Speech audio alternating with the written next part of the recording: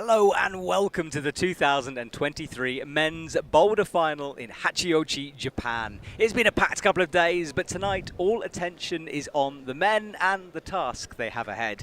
My name is Matt Groom and I'm joined by Chloe Koskoi in the commentary box. Chloe, how are you doing here this evening? How's things and how's the competition been for you? Yeah, great, Matt. Thank you so much for having me in the booth. I'm really excited to be here.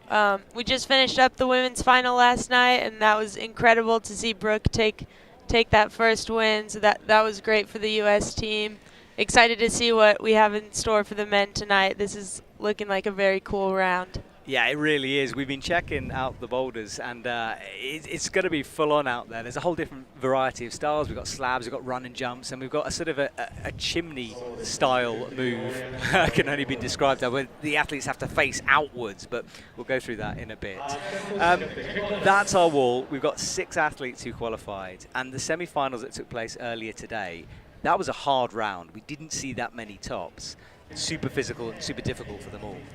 That was a super hard round. I mean, we saw the first boulder didn't get any tops, and then the second we had only Hannes who had a really, really incredible performance on that boulder there. The third and the fourth seemed a little more doable with a lot of athletes coming very close, but those last moves were definitely heartbreakers. We didn't see so many people get up there, so it'll be very exciting to see what the level is like tonight. Absolutely. Well, there is Mejdi Schalk, who is well, he jumped and dynoed his way across. And there is Jongwon Chon, who also made the top. Awesome from him to get into the top 6.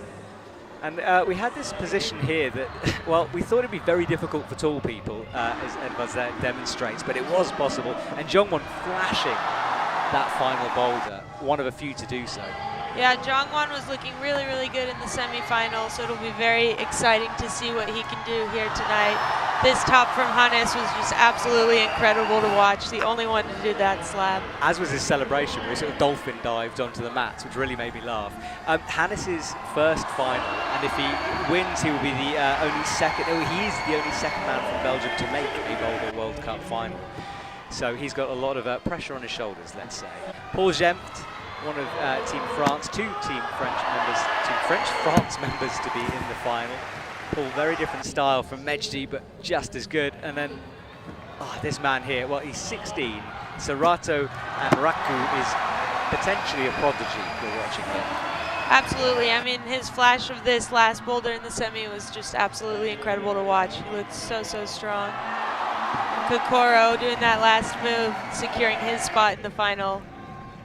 Yeah, it was kind of a fight between him and Tomoa. And May, who was with me in the commentary box, who's Japanese, she was saying he doesn't know which one to root for, because whoever does better in the last boulder is going to push the other one out. But it was Kokoro who made it through.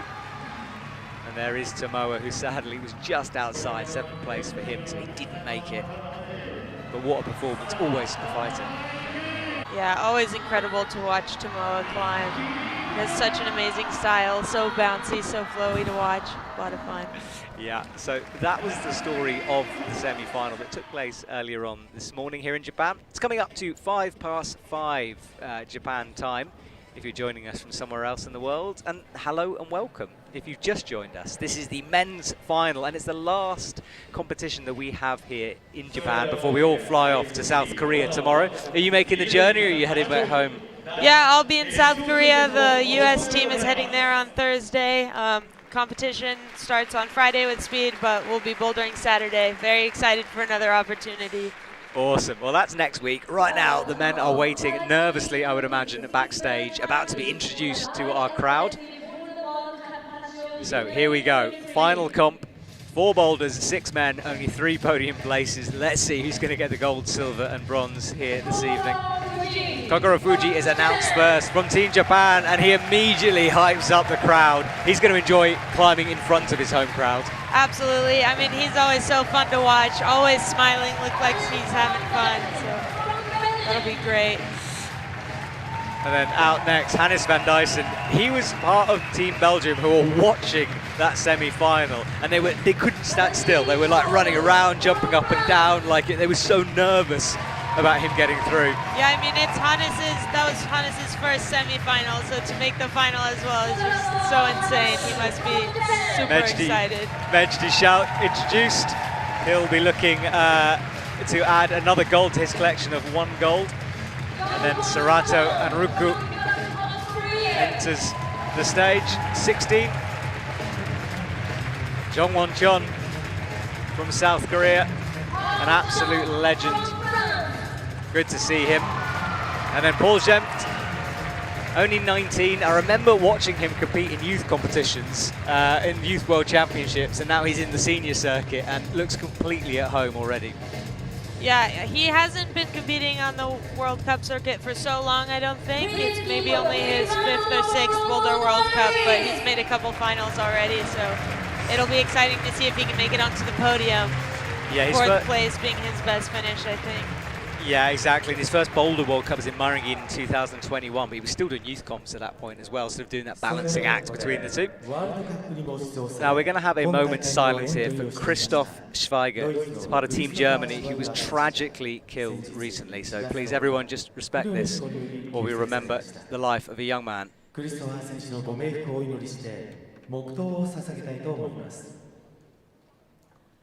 At this time, we would like to take a moment of silence to remember Christoph Schweiger, who competed with us in sport climbing. Please stand and join us to observe a minute of silence.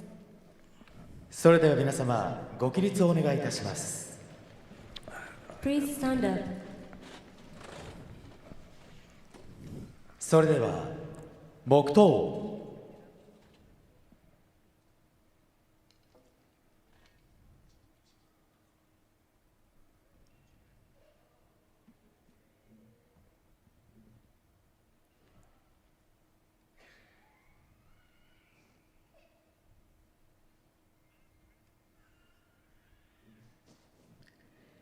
ありがとうございました。お直りください。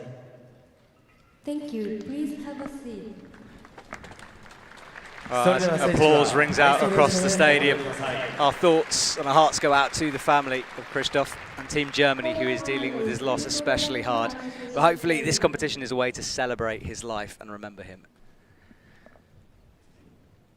So the athletes leave the stage and we prepare for our competition here, and it is going to be exciting stuff. Let's have a look at the observation period that took place earlier today. So, Chloe, part of the observation period is obviously trying to work out what on earth is going on, and it is tricky with some of these boulders. This first one looks like a physical start to things. This first one looks very powerful. The wall just standing under there is a lot steeper than it may look on the stream, so that starting position looks like it'll be very physical. A few dynamic moves on this one, but also a lot of pulling and grabbing those holds, so I think it'll be a very interesting boulder. Different style from what we see across the rest of the round. Yeah, we'll go into these boulders in depth when we look at the 3D diagram of it, but you may have noticed the dual text 360 holes, which have caused a bit of a stir on social media when we put a piece up about them. They have an interesting texture, let's say, but we'll save that discussion for later on. And we finish with this climb that is a sort of a chimney-style press jump, a bit like Hannes is doing there, but we think it's going to be quite hard to read that. Yeah, I think that one will be a lot of puzzle solving for the athletes. It'll be interesting to see who can work out the methods a little earlier on and have maybe more time to work through the sequence on that one. Well, that's our top 6. Kokoro Fuji will come out first because he qualified last, whereas Paul Gempt will come out last because he qualified first, if that makes sense to you. So it's done in the opposite order. The athletes will be competing over those 4 boulders. And if you're new to comp climbing, well, I'm going to go through the rules in a minute, and bear with me if you are an old hand at this and you know everything, but it's good to introduce it. And this is a new shot. We get to see behind in the holding area for the athletes. Chloe, you've been in that position before, standing back there. What do you think is going through their heads? What kind of emotions are they feeling? Yeah, I think it kind of depends on everyone, but definitely a little bit of nerves, a little bit of excitement, all sorts of emotions, but hopefully excitement, because this looks like a great round, and it's exciting to be in a boulder final. I mean, it was quite the fight in the semifinal, so to be here and get to climb tonight is really exciting for all of them, I'm sure. Absolutely. Well, that is boulder number 1 they have to face, and it's a physical one. Sometimes we start with slabs that sort of test them in a different way, perhaps for their nerves more than anything, but with this one they get to get stuck in nice and quickly. And yeah, that one will be interesting. They'll have to be super excited and ready to try really hard off the bat. So that'll be a good test compared to when they start on a slab and have to be maybe a little more relaxed. Well, let's have a look at it. Starts off on those green tabs, 1 limb on each. You've got to run and jump to start with. There is a jib on the right-hand side, just underneath the starting holds. There's a big press and then a jump into a pocket. Potential heel hook from that pocket on the pink volume before going up towards those pinches or slopers, however you want to call them, but dual text on both sides and then finishing with the top, which you have to match with both hands in control. Now, in the middle of that climb, there's a zone hold. That's the first scoring opportunity, and the aim of the game here is to climb the boulder in as few attempts as possible. If you can do it first go, that's called a flash. That's the best result possible, and we'll jump them higher up the leaderboard. All right, let's get underway, shall we? Kokoro Fuji starting, looking to see if he can maybe do it statically there, and that will count as an attempt because he left the ground, I'm pretty sure. Yeah, it's looking like you'll need to get that left hand around the volume to compress so that you can start, but it's quite high off the ground, so they'll have to get a lot of momentum. There we go, jump nice and high from Kokoro. Yeah, better from him there. Perhaps a little bit well, maybe rushed at the beginning on that climb. You might regret that later on, you never know, but into a toe hook. And that hold, although it looks massive, not quite as good as it looks. Yeah, the zone is deceptively slopey, so not quite as in-cut as the athletes may want. They'll have to make sure they're not swinging too hard when they get into that one, or they won't be able to hold that swing. So Kokoro is making sure it's nice and clean for him. 2 attempts so far. And keep an eye on the clock on the bottom right of your screen. 2 minutes 49. They have to complete the boulder within that time limit. Otherwise, they will not get the points for the top. So even if they top it out after that time, it won't count. Kokoro straight on once again. Look at the tension required to hold that. He's got that right toe hook. Looks like a great method to come in for the match. It's going to set you up before the jump. Now, the problem with the toe being that high is it does generate quite a lot of swing, doesn't it? Definitely. So it looks like if you do the toe hook, you get to slow down on the pink one, but you got to aim really well in that green hold. Make sure you get the friction just right. I'll be curious to see if people are able to make a different method work, because that toe hook does look pretty good. Yeah, we'll see, because I sort of read it almost like a press, but it's so difficult to get up and left from that position. Yeah, and that wall is quite steep, so it'd be very physical to press from under there. Maybe dropping the toe down, because that black dish volume that we can see there, just by his right foot, maybe kicking off that, perhaps? Yeah, I'm wondering, it looked like an observation. Some of them were maybe reading a sort of paddle off the pink one, or a pogo off the lower right black foot. Something without the toe hook, maybe moving more dynamically, but with the zone hold being so bad, it looks really tricky to do it fast. The route setters didn't mention anything to me about sort of reducing the difficulty of the boulders, because sometimes they tweak it depending on how the semi-final went, and because we didn't see many tops, and they were expecting apparently 12 tops on that last boulder, for example, but only got a few, so very, very difficult round. Now he's changing the, oh no he's not, he comes into the toe now, drops to the sloper. Trying to span the distance before dropping the toe. That would be an interesting method. He might be able to hold the zone that way, but releasing that swing is still going to be very hard. So that'll be interesting to see if he opts for that again or not. Yeah, the zone hasn't been given, although he's touched it. You've got to use it. You've got to move from control position to control position. So just slapping at it like he's doing, you don't get the points for that. And he's only got 21 seconds left. This will be our last try from Kokoro. So onto the toe, trusting the rubber. 11 seconds, he just want to get the zone, and that's much better. But he's not going to have enough time to complete the boulder, and he does come down. He's in a very interesting headspace at the moment. It's like all the other Japanese athletes seem a little bit worried about selection and stuff like that. He just seems to be having fun out there. Yeah, Kokoro is always so great to watch. Always seems to have a smile on his face, whether he's doing the boulders or not. To be here in front of his home crowd, I'm sure makes that just even more exciting. Now, this is only the 5th Boulder World Cup held in Japan, and no Japanese athlete has ever won it. So there's quite a lot of pressure on their shoulders on this one. And now this man, well, he's going to be loving every second of this. Hannes van Dyssen enters the arena. He was 19th in Morioka for the combined. He's won junior boulder competitions before, but never been in a final. And as you said, never even been in a semi-final before today. Yeah, I believe his best result before this was 31st, so he will be very happy to be in this final. There was an interesting moment when it was confirmed that he was in the final. It's like he had to switch modes, and his coach immediately took him out of the arena and was like, okay, you know, calm down, we're doing something different here. But for the whole team, it is a bit new for everyone involved in it. Definitely. I mean, before that, I think Simon Lorenzi had made the final in Innsbruck a couple years ago, but there haven't been too many appearances from the Belgian athletes in finals, so this is definitely very exciting for the team, and first World Cup of the season, it sends a good message. It really does. Well, Hannes has this kind of situation where there's no pressure, and perhaps that's going to produce some special results. We shall see. So he's opted for this different method without the toe hook, just pogoing into that zone hold. Yeah, when the athletes read the routes, they tend to do so in teams. So I wonder if Serato is going to use a similar method to Kokoro, or what's going to happen, but we'll find out in a couple of minutes. That was a replay of Hannes coming down. Yeah, that zone hold looks very hard to hold with just the one hand.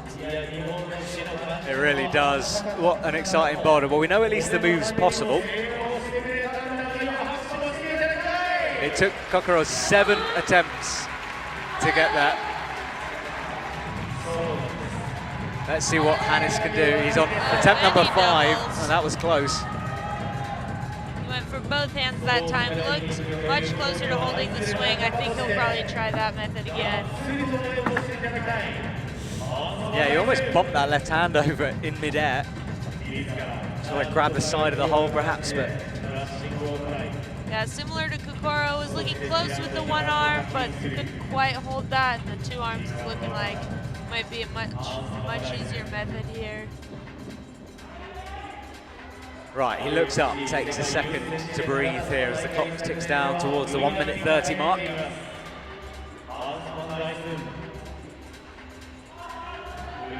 The audience here in Japan, very educated about climbing.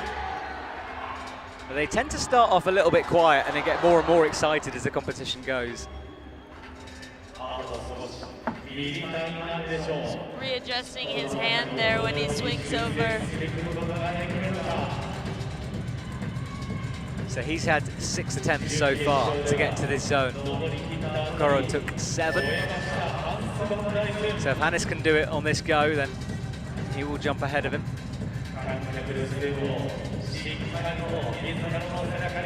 Oh, I love that swing. Come on, Hannes. Oh. Did he have one hand over the other then? Yeah, right hand on top of his left there. Looks like there's probably just a small portion of that hold that's not too bad to grab, and they're trying to get as much of their hands in there as they can without fumbling their hands. So we'll see if he can get that precision right with that move. Yeah, there's a lot going on in this move. Not only is he doing it with 2 hands, he's bumping it in midair. This will be his last try here. And he comes down, he's running back on. I mean, he'll know from the semi-final how important zones are. Yeah, absolutely. If he can make that work, and he does! And he does make it work. He's got to... Wow. Well, we'll wait for confirmation of that zone. I spoke too soon. That last go was great. Yeah, zone in 9 from Hannes. Well, there we go. That's definitely paid on as he pulled in that last attempt. He just barely made room for both hands on that one. That was great. And I think he knew by putting that right foot up and spinning like that, he's going to get awarded the move for sure, you know, leaving nothing for interpretation for the judges. Well, tricky. 2 down, no tops, and a bit like the semi-finals, zones I think are going to be vital here. Now this man, Mejdi Shal, I think will enjoy this kind of a boulder. Yeah, I think Mejdi has a really good shot at this first bit. I think he'll probably try a similar method to Hannes. Yeah, kicking that leg, and that was really close on the first attempt. He was straight in there. I think naturally the hands almost fall on top of each other. I think it's always harder to try to separate your hands when you come into it. Yeah, when Hannes held it, it looked like he did have a few fingers overlapping. I think they're just aiming for that good section of the hold, and there's not quite room to put both hands fully separate on there, so just try to get some of both hands in that better portion of the hold. Let's see what Mejdi can do here. Well, he Very gets nice. it. Yeah, very good. He's looking strong this year. A little bit inconsistent at times last year. It's something he's been working on and just looks like a slightly different climber, a bit more focused perhaps. He looked very focused in the semifinal, very intentional in his movements, so it'll be very cool to see what he can do tonight. He really put his right hand straight on top of the right hand straight on top of the left hand there, grabbing the serve hold. Oh, the effort there required. And lots of adjustments going on. It always looks a bit different in slow motion when you see those adjustments. It looks massive, but in real life they're probably little movements. Yeah, you said the root setters have mentioned getting right foot on that pink hold and maybe a drop knee heel situation to try and get up to that. It'll be interesting to see if they can keep a foot on to go to that next black hold. Yeah, I think the temptation to to campus it up, but it's a long way and on a bad pocket. So I think you need some kind of a foot. And that has put him up into the top spot. He's only just 2 attempts compared to Hannes's, Kokoro's 7. Hannes is 9, yeah. And again he gets it. So he's got a foot on, pops up, gets the foot back on, and almost like a bicycle underneath that. Yeah, a lot of core tension required to get the foot back on the pink hold, which is not a very good volume to stand on at this angle. It'll be quite hard to get any pressure out of that. Yeah, I mean obviously he's going to move his feet into the pocket, but you've got to make that left move first. Yeah, you've got to stay stuck on those upper black holds just long enough to get the foot in the pocket. It won't be easy. Looked like he tried to come into a shoulder with there, which could definitely work. So it'll be interesting to see if he tries that again, or maybe tries to go hand-foot match in the pocket.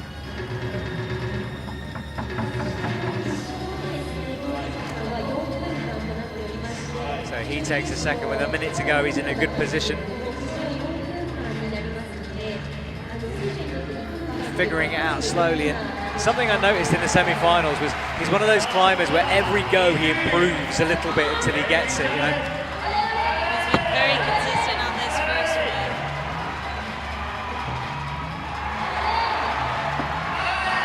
And there we go, now gets the foot in the pocket, 25 seconds to top this thing out. He's going to want to either cross or get his hands somehow on the other one, or just jump. Dynamic finish here. Oh, and the top from Mejdi.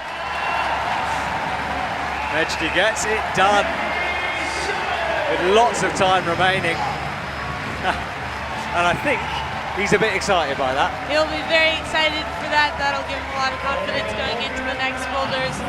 Definitely starting up on a strong note here for Mejdi. Wow, very hard move to get the foot in the pocket. Looked like that shoulder held it just long enough. Super impressive work from Mejdi. And that last dynamic catch, bringing it in, really powerful. Lots of core required, but well done, Mejdi. Right, we wait for the next athlete out. It's going to be Serato Amraku, 16 years old. All of his coaches talk about how he could be the next thing. He won in Dallas for the youth. He's up and coming, and this is his first competition. It's ridiculous. first come, first final. Not many people can say that about the World Cup, so it'll be very interesting to see what he does here. Same method as Kokoro here with the toe hook. Wow. I mean, he flowed through that move. He'll know that Mejdi topped this as well, and he'll be looking to match that performance. But this is a bit awkward. He's trying to work the feet higher up the pink volume. Smiling there, that's great to see.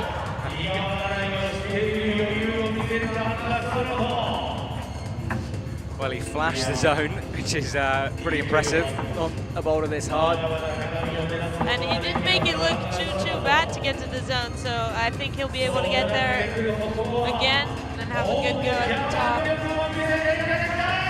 Now he's having a good look at this hole because he wasn't in the best body position there to stick it, as you saw. Also a bit of a foot slip as he went up towards it, but I mean there's nothing much to stand on, so. Ooh. That's a bit nasty. I hope he's smiling. I didn't think he hit his knee on the way down. Hopefully that won't unsettle him too much. Sometimes that's just what you need, a little reminder not to take yourself too seriously and have some fun out there. So It's usually the moment I give up on a boulder, but he can't, of course, he's got to carry on. Right, this high foot brings the arm down and loops it up.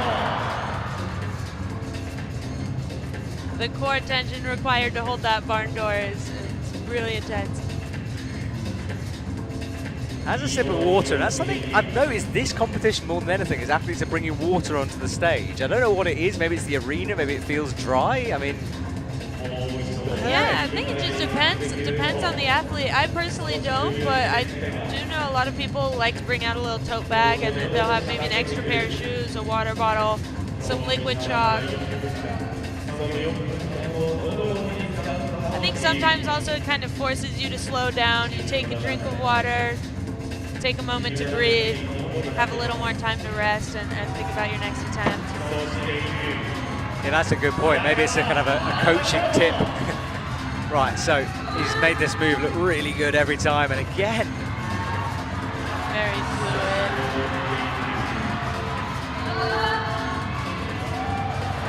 It seems to be going quite low on that first volume, and it's better in the middle of it, I think. It's wider down the bottom.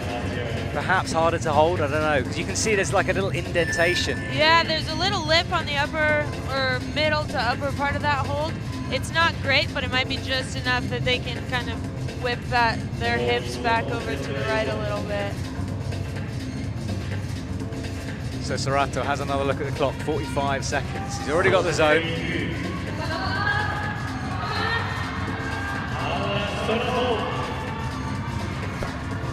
Every time he does that, I'm a bit amazed. It looks wonderful. And goes up with the left hand. That's interesting. Yeah, it seems like if you were able to get the left hand up pretty high on there, it might be easier to hold the position, but it's a little more powerful to get the height. I'll be curious to see if maybe Paul tries something like that. It's not often we see an athlete try something new on their last attempt. Perhaps he was a bit burnt out and thought, you know what, I'm just going to throw the left, see what happens. Usually with that time to go, they'd stick with the beater. Definitely, it's really tricky to decide when you're feeling a little close on something, when do you decide to change it versus keep trying the same method. Dongwon John is out and about. The man will be climbing in his home country next week, but right now he's in Japan, a place where he comes regularly to train. So kind of a second home for him here in Japan. Sticking to that toe hook method as well. Leading with the left hand, Kokoro and Sorato went a little bit more leading with the right hand and then come in and catch with the left hand, which looks pretty good coming out of the toe hook. We'll see if Jongwon adjusts or tries again, kind of leading with that left hand. I love it when he tops out a boulder, because his celebration is like, it's just wonderful. He's like, he takes it all in. Yeah, this whole group of, oh, he might get called down there, yeah. You can see him miss the jib there. This entire group of guys actually, I think, is a very They show a lot of emotion. They're a lot of fun to watch. So this is going to be a great final, I think. Exactly. Well, let's hope he gets to the top of something so we can see that. He kind of shrugged off that attempt. It happened. He missed that jib. You could see him looking at it, thinking, "Hang on a sec. This feels not as good as it was before. What's going on?" Yeah, he like went to tap the black one above, I think, and realized he hadn't logged his start, so dropped off that one. But he'll not make that mistake again. Right, he asked for a brush. That left side, there's no jib on there on the pink, left side of the pink volume. It's quite bad. There is a little jib on that right side. They've been toe hooking on. Yeah, volume like that, probably usually used to stand on. You can see all the rubber on it above his head. There we go.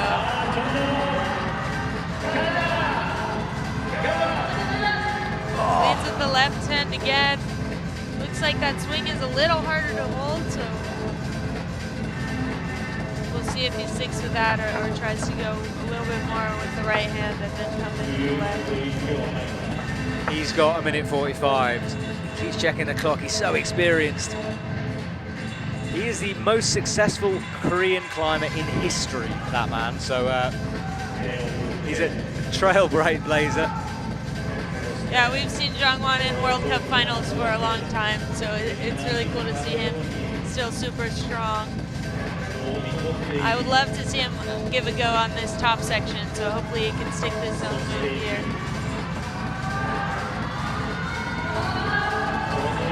Right, locks the toes, it matches the sloper. Peeling off that toe. This pink volume proving really hard to hold. Yeah, he did look more tired that time, and you can see he's just trying to suck in the oxygen. This was the match. Oh, look at those forearms. He's almost crimping that sloper.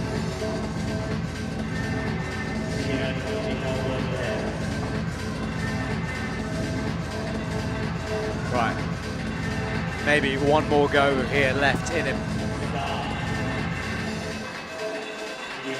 Big run up to start with. All right, let's see. There we go.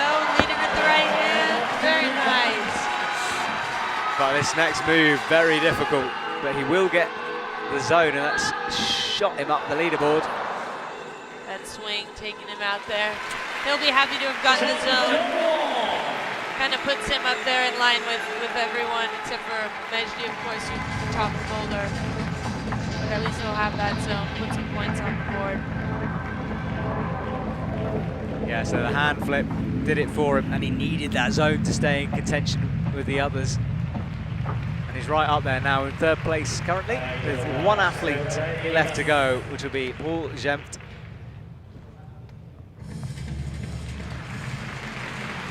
Yeah, I feel like I've watched Paul grow up a little bit over the last couple of years, because he sort of came into my radar at the first Youth World Champs, and then started to compete in senior events, built himself up, and I think he just needed a little time to build up some confidence. And now, I mean, look, he's qualifying in first place for Boulder Championships. It's impressive. Wow, yeah, making that first move look really easy, and this move as well.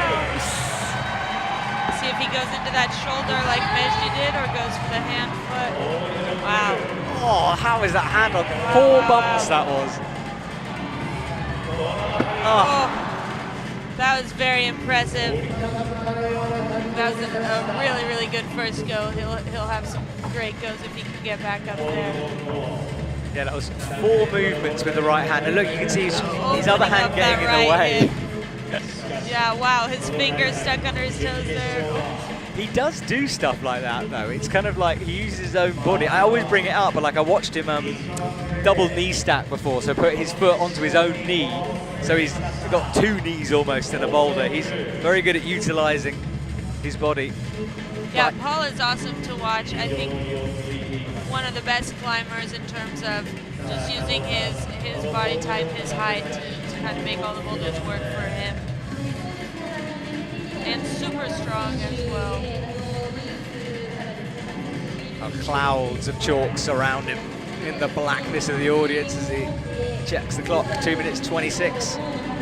And he can just do it statically. Think how much Zhongwen ran up to that boulder and Paul just pulls on. Yeah. Maybe getting a little excited about that zone. Well, he cleans the next hold in readiness.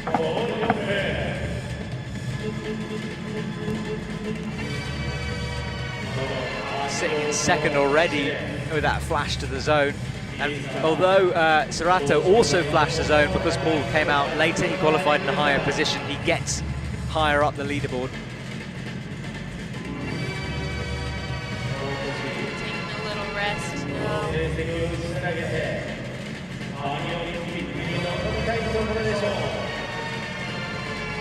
So he shakes out that left hand, de-pumping it.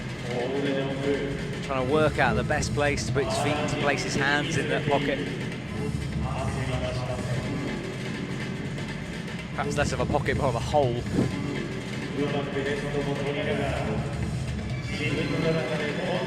Yeah, it can be really hard when you stick a move first go, like his move to the zone, to repeat it again and kind of bring that same intensity that you brought maybe the first time. Yeah, and I mean, you said he maybe got a bit excited, and it is that feeling. It's like, oh, I can do that move easily, and then when you fall off it a few times, you're like, well, hang on a sec, what's going on here? There we go. And the experience. Or maybe burning out some energy there. He was so low on that hold the first time, and again, the height thing helping out a little bit so he could bump it through, but it's difficult to hold down on the bottom. That small lip he talked about, that's not there. Definitely that hold is quite turned. Really hard to hold at this angle. 19 seconds to go. The last effort. Oh, this time he makes it work. 10 seconds though, keep an eye on the clock. He's not going to have enough time to do this, and he doesn't. Coming down. Mejdi leading the way with one top on the rest of the field. All the other competitors haven't zoned there. Yeah, so as Paul walks across the stage, half of the coaches and audience watching, they also move all the way across the stage as we go to boulder number 2. Slab in the middle. Paul exits, he leaves, he'll have a rest now. We say goodbye to that boulder and we move on. Let's check the scores while we do. Mejdi leading the way with that top. 4 attempts to get there, followed by his teammate Paul, and then Serato in 3rd place. Zhongwen, Kokoro, and Hannes van Dyssen at the end. That's our top 6 as we stand. 3 boulders to go. And Chloe, the next slab. So we've gone from a physical one into a slab next, and well, as we'll see in a minute, some pretty special holds being used on this slab, but we'll wait until we see them so we can explain them more fully, because they are tricky. Well, here we go. Now, we featured this on social media, made by 360. They're dual techs, but not as we've seen them before. Yeah, these guys, they're dual techs, kind of bubbles stick out of the wall there a little bit, but they have strips of texture kind of sporadically on the holds in different spots. They're not all the same, so that zone hold, which is no longer actually the zone hold, but that big one has texture on the left side, I believe, dual text on the right. It's kind of hard to tell from the image, but when you're standing under them, you can more or less tell where the textured parts are on those holds. Yeah, a lot of people were sort of saying on social media that, you know, it's like, it shouldn't be a guessing game. You can see the texture. When I'm sitting in the commentary box and I can see the texture because the lights shine off the bit. But for sure it's more difficult, especially when you're padding with your feet and you can't see necessarily. Definitely, and you'll still have to be precise, but as you can see here, you can sort of see the outline of where the texture is, and from the ground, the athletes will be able to see that, depending on the orientation of the hold, but on this particular boulder, you can see where the textured patches are. Now, as you said, the zone has changed on this from that graphic. There's a black nubbin or jib right there. And there's various reasons for that, but mainly because having a large volume-like hold as the zone creates problems because you can crimp the edge of it. Athletes can claim they're using it by just touching it. They could say, you know, I'm moving from position to position. So they've put this black hold in as an extra. Yeah, so this zone, I guess, is acting a little bit more just of a marker to kind of mark that middle of the boulder, the zone hold there. But I wonder if that'll kind of trick the athletes into trying to use it, as we just saw Kokoro did, to really like crimp it pretty hard and try to use it to move over to the left, whereas really they might be better off just trusting the feed and moving without making too much use of that zone hold. Yeah, because originally the zone wasn't in, as we saw from the graphic, so it's not integral to this boulder. And I asked the judges this, I was like, do you need it to climb it? And they were like, well, no, we put it in afterwards, but it's just to make judging easier to avoid lots of appeals. And we've seen this before. I remember in South Korea last year, there was a sort of a trick zone put in where you didn't really need to use it. It does happen, and that's that dual tech surface. This one very much on the feet, about body position. Super different from our last boulder. They'll have to be a lot more relaxed and calm on this one. Kokoro using the zone well, though. It is seeming to help him, so that's good. And now he stretches. Oh, it's like a hot thing, isn't it? You don't want to touch it.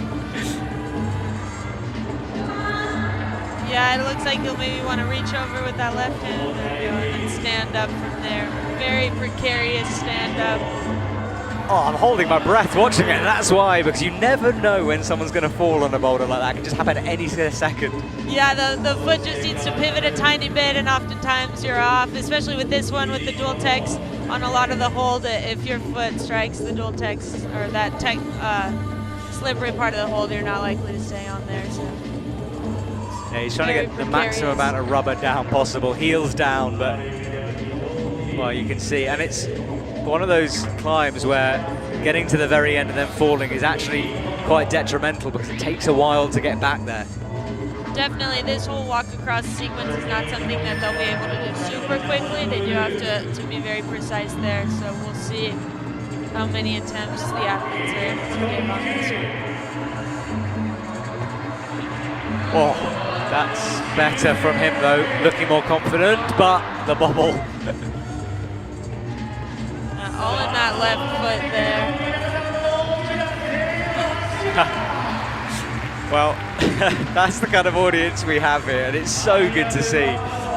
Little kids are in the audience and being introduced to our sport, which can only be a good thing. Out he goes again to that zone hold, making it work for him. Bringing the left foot up, gently does it. Very nice work from Kokoro, standing up on that left foot. You want to swap here? Oh. Slapped towards the final hold as a sort of annoyance moment for him. But flashed it to the zone. That was a great progress from Kokoro. I'm sure he'll wish he had another try up there. Oh, he was smiling even in the air then when he was coming down. All right. Hannes van Duysen. And the reason, if you can hear the brushes as clearly as I can hear, or we can hear the brushes, is because there's mics behind the wall here. So we occasionally hear slaps and sounds that you wouldn't normally get in a competition. But I'm not sure if it's a good or a bad thing, but it's certainly different. Yeah, that's awesome. Hannes, the only one to do the semis in the slab in the men's semis. It'll be interesting to see if he gets this one done. Definitely proved his slab skills earlier today. Yeah, that was amazing. He was the first, well, the only one to do it, as you said. And yeah, go back and watch that. So he's got history on this piece of wall. Ooh, thumb on the zone.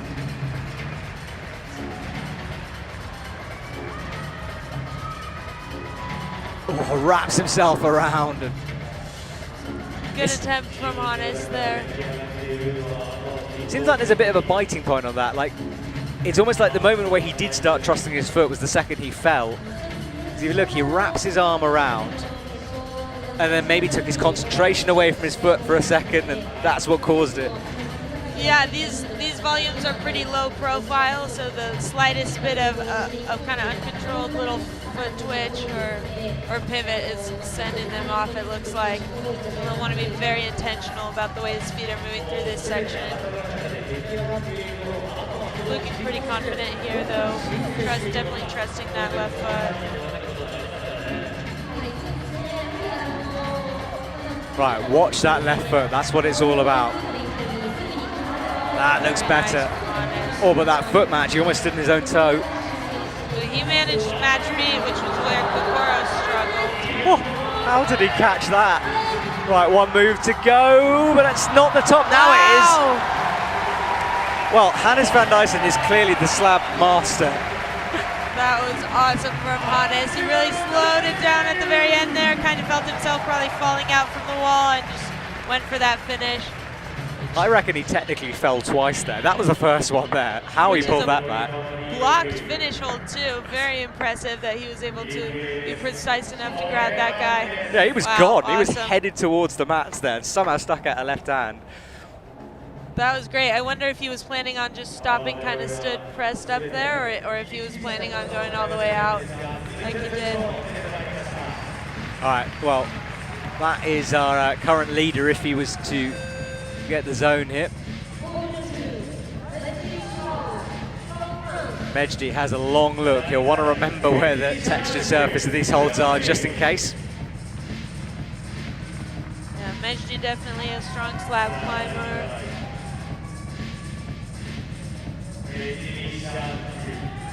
Stands up, walking his feet over. Can't really see them because they're so far underneath him. Now looks down for the left. Into the zone. Watch his feet here. Oh. It's the crucial stand up here off the left foot. It's interesting, isn't it? It's like new school holds, but old school slab climbing. You know, this is like everything you expect from a slab. Delicate maneuvers and, oh, big jump. Wow. Mejdi going for a jump there. I wonder if he'll try it a little slower next time. I think he probably will. He looked very good getting into that position. Hannes, we saw, got the left foot up and kind of stood up from there. Mejdi opting to jump from the lower hold. Yeah, and it was a decision to jump. I mean, you could see him eye it up and then prepare for it. So it wasn't like he was falling and just thought, oh, I'll fling for it. That was deliberate. Right, and that's where that dual text kind of came into play a little bit. I think jumping was a risky decision, definitely. It's hard to tell where the texture is on that upper one. Hannes going a little slower, I think probably had some time to aim for that right side, which I believe is where the texture is on this one. It's not so much up top where Mejdi tried to grab it just then. Well, 2 minutes 11 on the clock. I wonder if, because I mean, he came pretty close on that jump, whether he's thinking, well, I know where the friction bit is now, I touched it. I wonder if the head in the hands was, oh, I've made a mistake with the jump, or, oh, I should have got the jump. We'll find out in a sec. But so he goes for the wraparound. We'll find out. Ooh. I'd be surprised if he tried to fully double jump both hands again, but he might. We'll see. I think Hannes had a great method getting the left foot up near that zone hold and kind of standing from there, whether it's a little faster or a little slower. It definitely gets you closer into the wall. We'll see if Mejdi reads that or if he opts for that jump off the lower foot. Hopefully he gets there again. Yeah, he climbed it quicker that second time, but as you know, we were saying, it is quite a slow slab. You've got to take your time on it. Right, so he gets stood up. He's trying to go faster, but can't go too quickly. And in a minute, that buzzer's going to go, and that might unsettle him a bit. There he goes. All about the confidence in the feet, this one. There you Stand go. up here.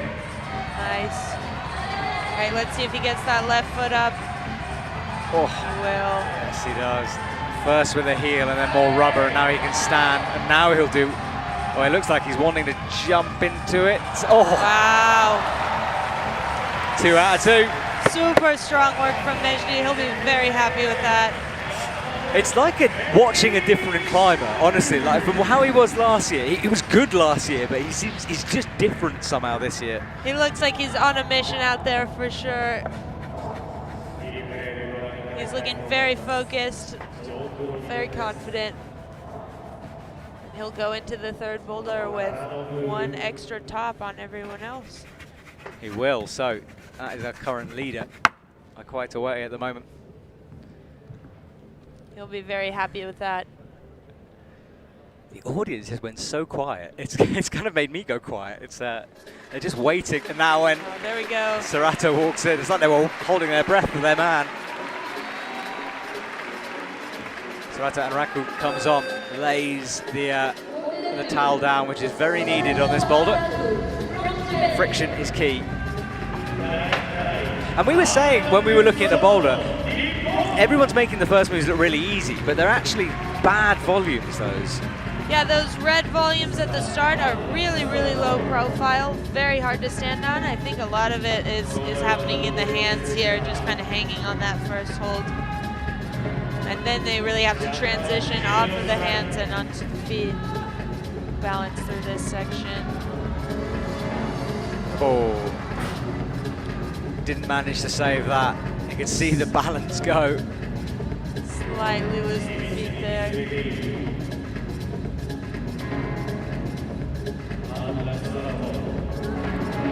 Up again, had a look at that left foot, just making sure he's standing in the right place. There it is. Rotates the left through. Careful not to stand in your own toes. You can see how little rubber's on it. That's risky with that left like that. He's very close. Yeah, he's opting for that full foot on there rather than heel kind of down. It worked well. Let's see if he can get stood up on this left foot. Oh. That foot switch, this is where Kokoro lost it. Oh, he does. That was a very dynamic foot swap. I was worried that. And now he'll go. Oh! Wow, that was very close. It was very close, and he was disappointed. Looked like he just lost it at the last second standing up there, kind of fell away from the wall. Almost like maybe he went to grab that right hand and actually didn't get too much out of it. Yeah, I mean, it is blind as well. It's round the corner. You can't see it. I'm looking at it now in real life, so to speak, on the right, and I'm trying to sense it from where the athlete would be. And yeah, it's hard to see, and it's blocked. Yeah, from the replay, it's looking like he just missed that top hold a little bit. We saw Mejdi before he went for it, kind of leaned back and took a look. So I wonder if you're able to see the finish hold if you kind of take a second to look for it there. Right, left foot up, padding with the hands. Oh. And this is where he needs to just take a moment, have another sip of water perhaps, because he seems to be sort of having a go at himself for missing that first top. He knows he was close, so I think ideally he shouldn't need too many more goes to get back up there, so we'll see if he can stay relaxed and trust those feet. Yeah, he is taking a bit longer here. Panicking on a slab is never the thing to do. But the clock is your enemy on this, and it's ticking away. So up to the starting hold. Stands up, face pressed against the slab. Come on, Serato.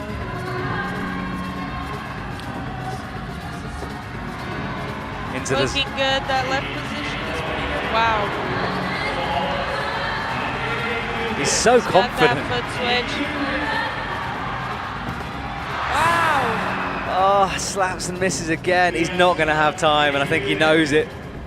He's going to say goodbye. 20 seconds to go. Bit high on that last blocked hold. Yeah, it just looks like he kind of fell out of the wall there again. Not sure if he missed it that time or didn't quite stand up all the way. But he was looking quite good before he went for it. Yeah, just missed that top hold. Unfortunate for him, but it's one of those. I mean, it's not luck, but I mean, certainly Hannes falling into it like that. I mean, it's instinct more than anything, isn't it? It's just, you know, you hope it's going to be that. We know if Jungwon gets his fingers in that finish hold, he will definitely hold it. So let's see if he can get up there. He's currently down at the bottom because of, well, because we're only on the second boulder, but he will want to get a top here. showing us a little bit that start position is quite hard. So he's kind of opting for a little bit more weight in the feet and wrapping that top hold, whereas the other guys seem to just kind of get both hands straight on that start hold and kind of sag low, really in the arms, as not so much in the feet. Yeah, as we see here, different hand position. So better from now as he pulls on, and it was a good way of demonstrating what we were talking about, how bad those first footholds are. Oh, standing up. Now he'll be able to climb in those feet a little more.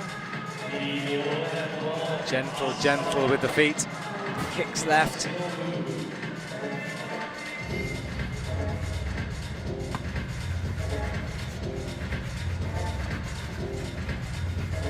Three attempts done.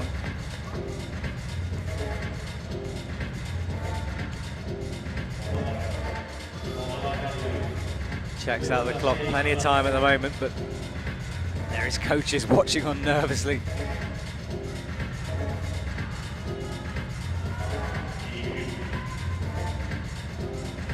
All in the fingertips there as he presses onto that surface.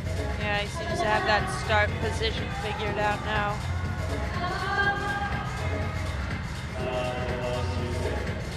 Not looking at the feet, you can't see them through this move. You will be able to in a minute. He can feel the volume, sense it, and now he can look down. You want to not rush too much into that zone hold, kind of stand up into that left foot. A finger on it. Didn't seem like he was quite far enough over on that left foot. Yeah, it seems like the zone kind of is just within reach to tempt you to kind of lean straight for the zone. But in order to make any progress towards the rest of the boulder, you're really going to want to stand up on that left foot, not just lean towards the left as you did here. He won't get any credit for that. Yeah, good point. He doesn't either. He didn't use it properly. That would have counted in the old days, but they changed a couple of years ago, and it's different now. Yeah, he'll have to make some use of that zone. Let's see if he stands up through the left foot a little bit more this time. Still really eyeing down that zone. Let's see if he can reach it.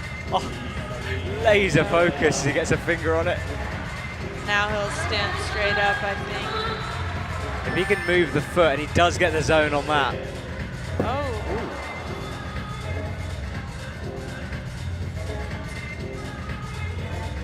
Looked like he was trying to maybe palm that bottom one. I think these holds are going to be quite hard to hold in that type of position.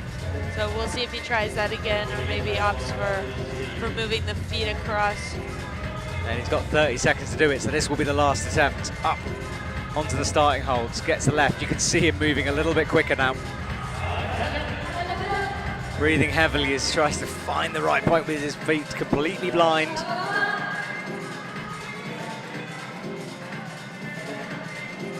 Oh, look at those eyes. Want to really stand straight up on that left foot. Oh, but he tries to jump again. Yeah, it's not. I would be surprised if he made that work. That kind of that jump and a press. Yeah, that left bigger dual text one would be really, really hard to hold in that type of position. They're just don't stick out from the wall very much. So I think the walk across is what we'll see Paul try as well. I wonder if Jungwon read that sequence with anybody, or if that was more what he read on that boulder. Yeah, he was the only one to even try something like that. I think he just couldn't find the balancing point, couldn't get further left, and thought, well, if I can't span it, I've got to jump it. But so Paul is off, standing up.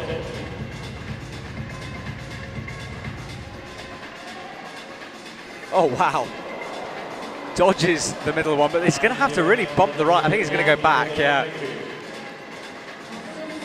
Just for use of the zone, he kind of pulled on it a little to show that he was moving around, and now he'll come back and try to make more progress on the boulder. Yeah, it would have been a mother of all rockovers, that one, if he managed to make that one work. Yeah. No, I doubt he'll do that again. I think now that he's gotten credit for that zone, he'll stick to the original method and try to make his way across the feet one at a time, just to set him up better for that next sequence.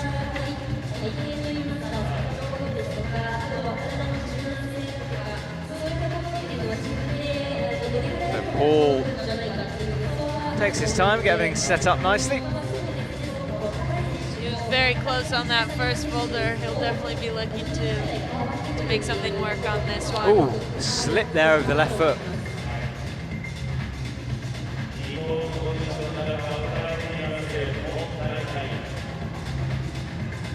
And that's what he fell on, and that's good to show how bad they are.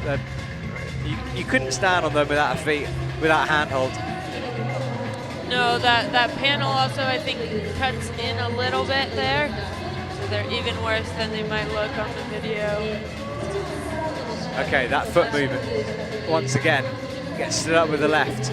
Now he does what everyone's done. Uses the zone again.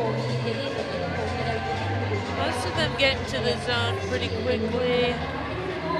Seems to be this next sequence. Very confident in that left foot, stands up. Want to get the left foot up again here. Yeah, he's reading this well now. Oh! Wow. Well, he's the only one to have done that like that. Just looks so confident. He obviously hit the right bit of friction in the right body position and didn't need to jump. Leaned all the way to the left, made the most use that he could of that hand hold up there on the top volume. That way he didn't have to aim to that slot the same way as the others. Oh yeah, that was it. Fingers on the and onto the top, matches. And that is Paul's successful top of that slep, joins his teammate climbing up, and that moves him into third position at the moment. All right, our audience again, sink into this strange silence between boulders. That's the zone, and let's look at the score. So Mejdi leading the way, 2 tops, followed by Hannes, 1 top in the zone, Paul, Serato, Kokoro and Yongwon down the bottom. That is our top 6. That's our podium as it stands. 2 down, 2 to go. And we'll take a little bit of a pause in proceedings here, halfway through the competition. Reset. Audience can breathe a little bit, wipe the sweat from their fingers. I've certainly got sweaty fingers here. And then we will return in a couple of minutes to the next 2 boulders. Very different sets of boulders, a run and a jump, and that big chimney press.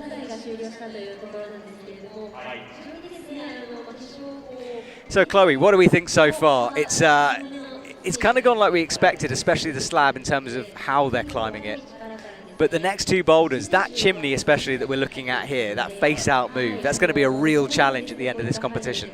That one will be very interesting to watch. I doubt we'll see everyone climbing it the same way and attempting the same thing. It looks like there are actually a lot of positions that it kind of taunts you to face in and stem, but it really looks like the way to do it is going to be to face out and jump into a stem, which is not a move that I've seen very much, if at all. So that one will be very interesting to watch. This next one as well is very dynamic, and I think people will have different foot and hand methods depending on kind of their height and what they want to lead with the feet. So that'll be very interesting to see as well. Well, while we have a little bit of a break here, I want to talk a bit about Team USA. Boy-wise, men-wise, someone like Colin Duffy, you know, multiple gold medals to his name. What happened during the qualification? Just not his thing, having talked to him, or? Having talked to Colin, it sounded like maybe he hadn't competed in a while and felt a little rusty kind of on the route reading side of things. First World Cup of the season, the boulders are very complex, and it can be hard to kind of get back in that mindset of you only have 5 minutes, so making sure that you're reading the boulders correctly and trying them, you know, the way that's going to work for you. So the team is looking really strong, and I'm very excited to see kind of as we get back into the flow of things how everyone climbs. Brooke obviously climbing incredibly last night. yeah, very excited to see how the season progresses for us. And then in a couple of weeks we go to Salt Lake, which is the hub of USA climbing. I can't wait to see your training facility, especially. I've heard so much about it. I've never witnessed it. What's it like? Oh yeah, our training center right now is really awesome. We have a big spray wall with a lot of modern holds, so we've been practicing on a lot of these kind of pinches, the big slopers that we see in competition, and then of course a lot of competition style boulders, a lot of slab climbing. It's a great place to see, and I think we'll have a lot of athletes coming through town to kind of train there early a little bit. That'll be a lot of fun for everyone. Awesome. Well, we're looking forward to that. But this is the next climb. Fairly easy start according to the route setters, but to my mind it looked horrible. Tiny little nubbins there. You get to the zone, and then you do this run and jump across the wall towards that hold. No real place to stop. A kick on that final green volume to stop the swing is the plan, but I watched route setters running across it in trainers earlier on, but taking some pretty spectacular falls. You have to fully commit to that jump. Yeah, definitely. The feet seem quite good throughout this whole jump sequence, but the timing on the hands looks very difficult. These holds are dual techs, and they kind of have that just chunk of texture on the top of them, and they're not super good or easy to aim for, so I think that'll be very interesting to see what people opt for. So here we go. He pulls on. Just a finger wrapped around that first hole, but into the first of them. You can use the arete there, it's not out. Yeah, this zone move not looking too bad. Okay, really it's all about this move. That first bit was just a setup for this spectacular run and jump. Midway up this wall, kicking the left foot. Oh, it's one of those coordination moves that usually we see on the ground, you know, like a couple of feet up, but he's halfway up the wall and it does change things. It is quite high up, and I think the climbers will be a little bit hesitant maybe to really go all out on the first attempt, which is maybe a good idea, but also it's when you can give a really good first go, it's great in terms of learning the move and kind of deciding what you want to change. So we might see some pretty spectacular falls here. I'm very curious to see the hand sequence that the climbers decide to use in this top section. It does look really awkward to cross like Kokoro just did. So we'll see if they try that or maybe match one of these holds. We'll see. I think we'll see a lot of people trying this move up here. As you said, the start sequence isn't so bad. Right, he's swinging with the feet back and forth. Oh. It did look closer, I'd say, compared to his first go. Maybe making some adjustments here. Yeah, these coordination moves are, some people hate them, some people love them, but it's whether you hate it or love it, it is a part of our sport, and it's something that some of the more, well, I don't want to say older athletes, but athletes who started a couple of years ago perhaps, they've had to get better at these kind of moves. Well, someone like Mejdi, for example, he's grown up on these things. Yeah, definitely. We're seeing more and more of this style and these types of moves. I mean, they're pretty spectacular to watch, and it kind of requires a lot of coordination. I love them personally. So, is it something you're naturally good at, or do you practice it a lot? I'd say for myself, I definitely gravitate towards this type of movement, and have had to kind of practice a little bit more of the more old school style, and maybe go the other way a little bit. But it's good, like in any round, to have some variety. We had a pretty powerful first boulder here, and it's cool to see, I think, some coordination being tested on this one. Absolutely right, here he goes again. That right leg swinging back and forth. All right, will he try to cross right, left, right again? He does, and he gets closer. The hands were there, the feet lagging behind a little bit. It's going to be really hard to get the timing right for both the feet and the hands on that finish position. As we can see here, the finish hold is quite good, but you really need that right foot to land on the blue volume. So getting the foot all the way across will be quite hard. Yeah, and it's a high foot as well. It's you already have to kick it in and land on that final volume.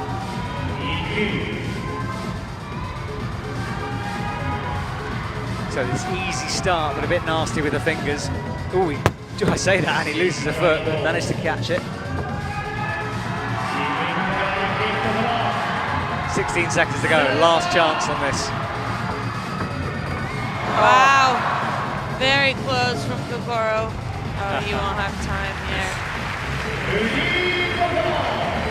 That was definitely his best try. I think he'll wish he could have given that another go.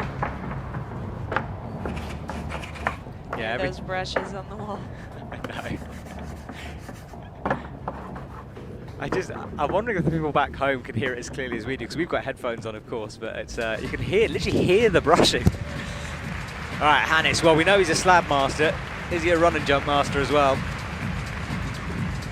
He did do the coordination move on the men's floor in the semi quite easily, so we know he can jump and kind of do those paddle dynos, so I think he definitely has a shot up here. I'm excited to see what he does.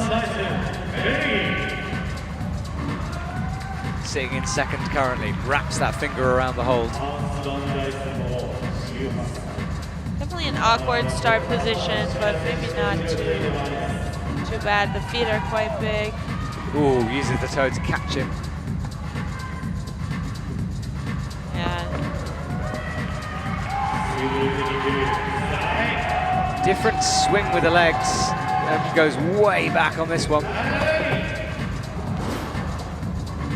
Tried to switch the feet there on that first volume. You could see him messing around with whether or not he wanted to jump with both hands on that zone hold, or maybe use his right hand to kind of generate some momentum. It'll be interesting to see which athletes choose to do what. Yeah, he's having a think about it as well. Working out your feet is half the battle in some of these boulders. You really have to plan it beforehand. You can't get out there without a plan unless you're, well, naturally incredibly good, which I know these guys are, but it's good to have that thought process of, right, I'm going to go right, left, right, or whatever it is. Definitely. I'm sure they all read this move and kind of imagined their initial impression for the hands and feet, which order they wanted to do, whether they wanted to match this first foot or cross the feet through. But it might feel and look a little different once they're in that starting position from the zone. Let's see if he tries to match feet on this full volume again. He does. Definitely got through more of that jump this time. He is getting his body's closer to the wall than Kokoro was when he did his attempts. He kind of, if we watch again, he's pretty close to getting that.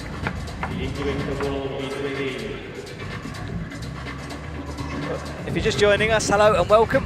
My name is Matt Groom. I'm here with Chloe Kuskoi, part of Team USA, in the commentary box, and we are in the men's final in Hachioji, Japan, on Boulder 3.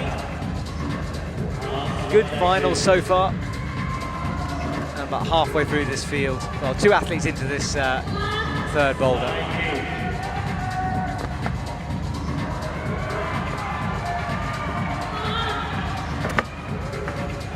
It's almost like he's trying to stop on that hold.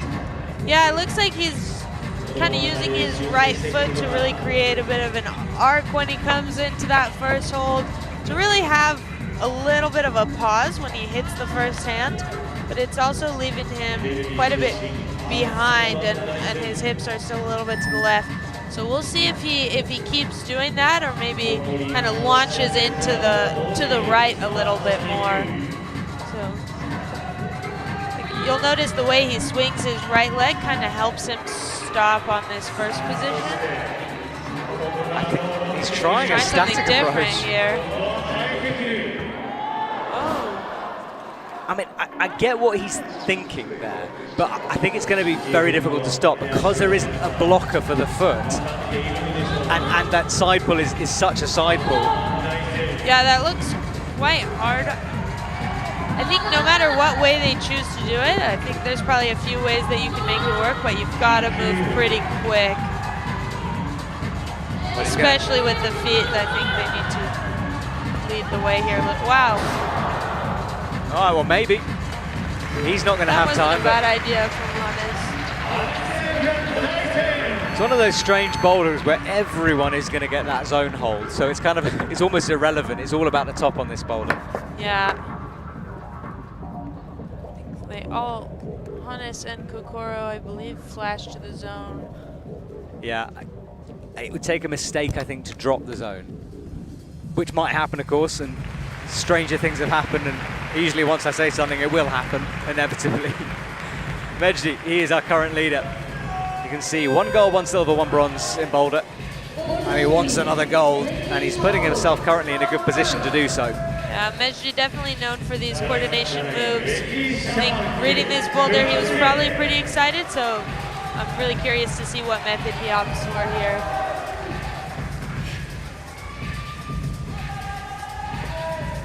Yeah, there are some climbs that, ooh, hang on a Different sec. start position here. We saw the other climbers kind of wrap these I told you, I did start tell you, holds with inevitably. them. You did. I need to learn to be quiet sometimes, I really do. There we go. It's funny he tried that, because I watched everyone practicing it, everyone had a finger wrapped around it. Yeah.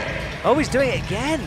I think he should be able to make that work. I think maybe getting a little in his head here, but should be able to do it.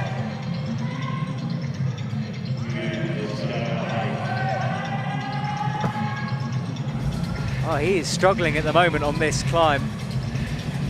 Just making sure that foot's ready. He doesn't look comfortable yet. No.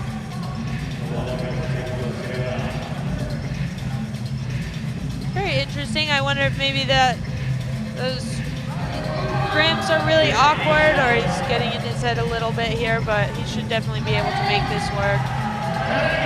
That's looking better. There we go. Not so bad there. Now with the toe hook, and I think that will give him. Get to the zone here. There we go. It has cost him time though.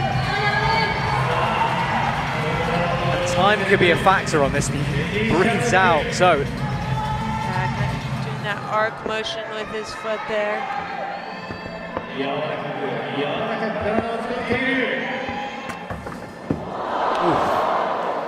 Opting to skip that middle hold there and kind of do what Hannes did on his last attempt. Go 2 hands to this first one and then straight to the finish.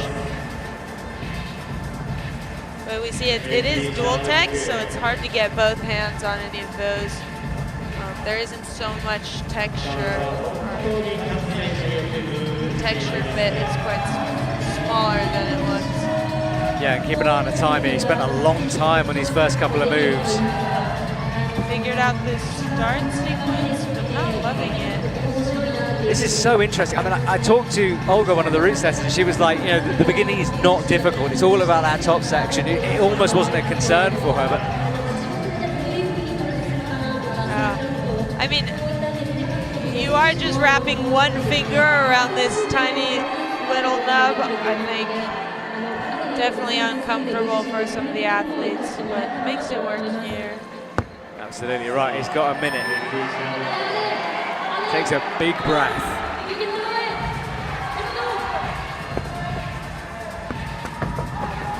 Oh, that was really close. He'll want to give that another go. I think he'll probably try that same method again. He looked very close there. Just making those little micro adjustments. Yeah, fully committed to it, as you can see from the fall. Wraps the finger once again, 30 seconds. Falls again.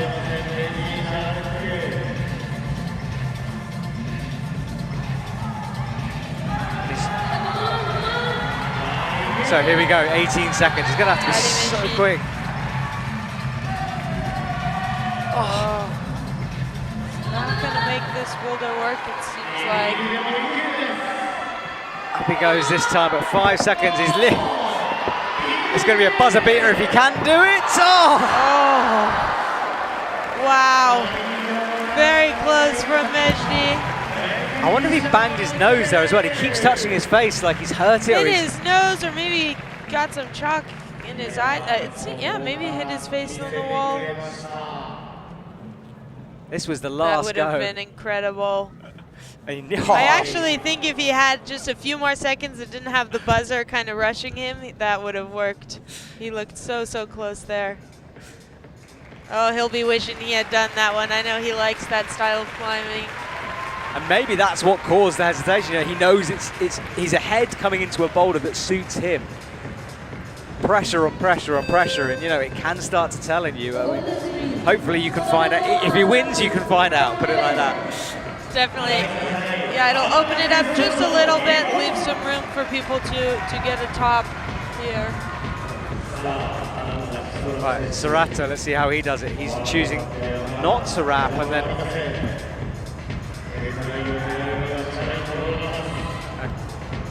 he's a bit more awkward than the other two made it look. He did a different method. We couldn't see it with his body, but I think he crimped it and then changed it into a wrap. Now he's choosing, no, going back and forth. Yeah, he's pinching it with the fingers. I think this method does work. It's just a little bit harder. It kind of mono finger undercling, believe it or not, seems like the easiest way to do this move. But you didn't think you'd be saying that tonight. No.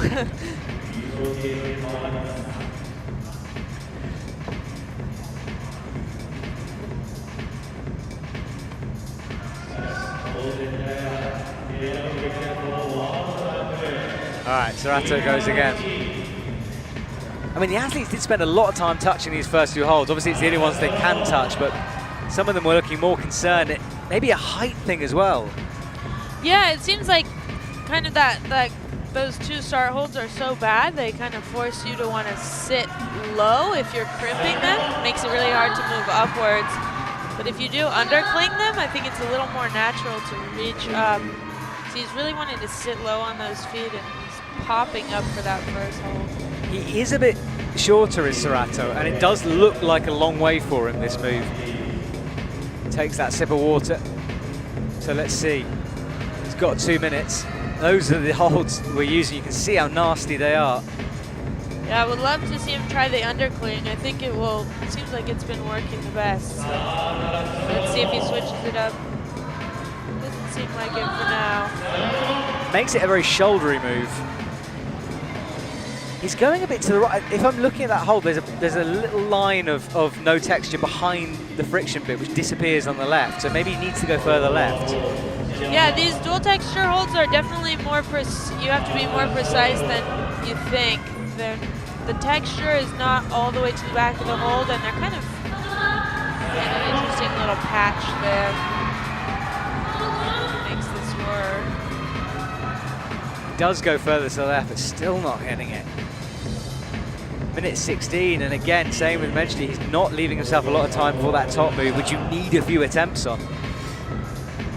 Yeah, Serato's another one who climbed very well on the fourth male semi-boulder, which was a big coordination move. Would love to see him try this last move. Wow. Yes. Okay. Now he brings... Quite a bit harder, but makes that work. All right, so he should get to the zone, which he does. So now he gets an opportunity on this jump, but this could be one and only. Wow. So he's opting to kick and grab the middle one. Yeah, he landed his right hand on that first one and then attempted to bump again right hand to the second one, which I imagine could work, but I think, as you were saying, you saw some of the root setters trying to stop just on that second one earlier, and it seemed quite hard. Well, there we go. It was a zone, but it was a fight for Serato.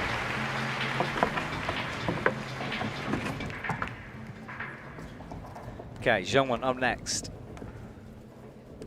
He'll go all the way from the right, all the way to the left as our crane cam focuses down onto that curtain. He's standing there in the darkness, enters into the spotlight, makes the journey across.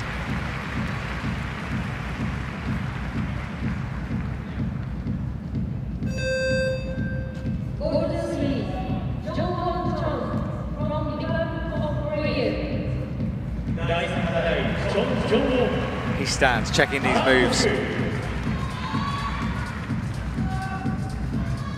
Opting to a similar method as Serato with the right hand. Jungwon would love to find a top here. I want to see it just because his celebration is going to be insane, because it's going to be so, he'll know it's the first one to do it. He'll know how difficult it is to do it. That would be pretty awesome. Let's see if he can figure out this first move first. It's interesting that our first few athletes didn't seem to have too much trouble with it, and kind of as we progress through this round, people are struggling a little bit with this first move. Makes it work though. Then turns it into an undercling, and he's going to stand up, get the toe hook in, and he should be from here okay to the zone. Right, okay. Gives himself more time to figure out the sequence.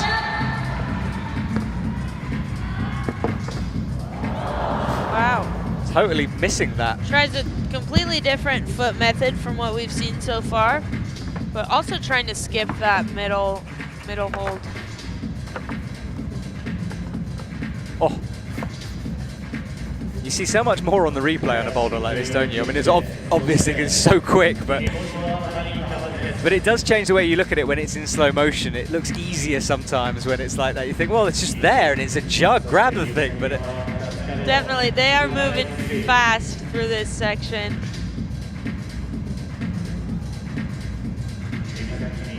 Achieving it 10.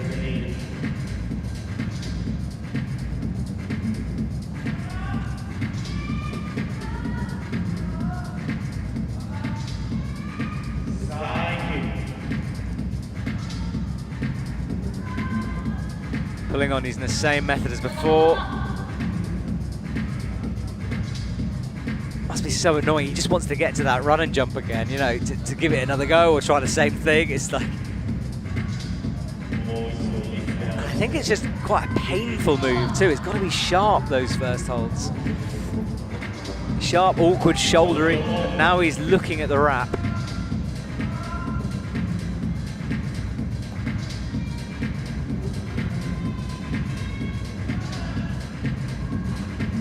Boulder proving to be way more of a thinker than I initially first thought.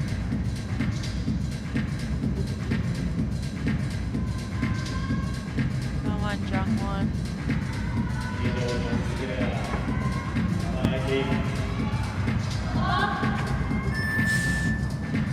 Hanging off that right hand once more, asking for a brush on it. Yeah, it looks quite painful to do it that way. You choose to crimp those start holds, they're very small. Now he's wrapping. Now he's trying that undercling. Yeah, the mono undercling method. It just opens the body up a bit and it looks less shouldery. Yeah, allows you to reach up quite a bit more. Let's see what he tries this time. Oh. Wow. The hand's definitely getting there. The foot, though, is still quite far away. So much going on this move. Yeah, that big jump over the second turquoise volume, and he's done. All right, Paul Gempt, what can you do? Let's see a replay of this. Yeah, I mean, although he had a hand on it, he was always going down, I think. Yeah, so much timing going on with the feet on this one, let alone the hands. All right, everyone waits in the. I think there's a bit of blood on the hold. There was, yeah. So you can see the organisers right now just got a ladder on the wall and cleaning it on the sloper. There's a bit of blood, so they're just taking that off. Gives us a chance to look at our audience. Coaches down at the front, photographers, media people in that section, and then the coaches, athletes after that, and then our audience sit in the rows behind. And there are chairs up on the edges of this arena here and up high as well. We're down on the bottom right as Team GB. Saying hello. Gentlemen yawning. They had Jim Pope in his first semi-final this morning. I believe first Boulder semi-final. It was, yeah. It's very cool. Right, here we go. Blood cleared away, Paul's turn on. I'll be interested to see what Paul opts for in this upper section. I wouldn't be surprised to see him skip that middle handhold as well.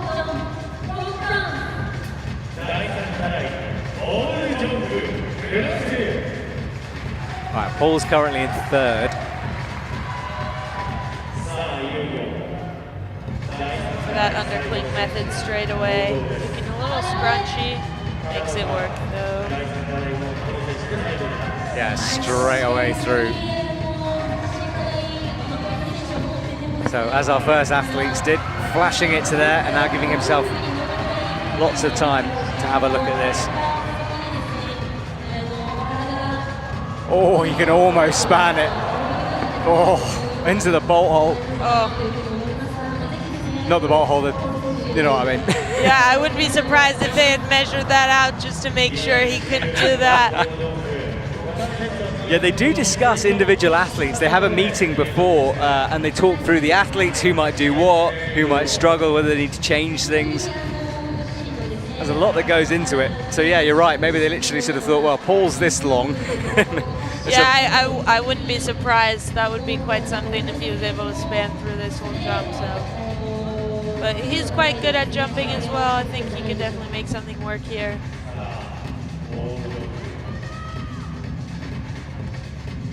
He figured out this first section quite quickly, so hopefully we'll see a few goes from him. Or he could do it this go right here. That would be pretty neat. That would be pretty cool. I want to see someone do this thing. Right, on to the zone. And let's see what he tries here. Ooh, missing that left foot again. Well, he's got the time to experiment, and he is.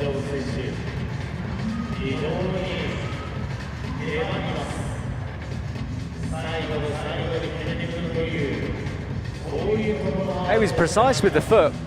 Yeah, just that left foot, it looks like he's trying to get it on this middle blue volume here and just barely missing it. If he could get both feet on, I think we would see him progress rightwards through this move a little more.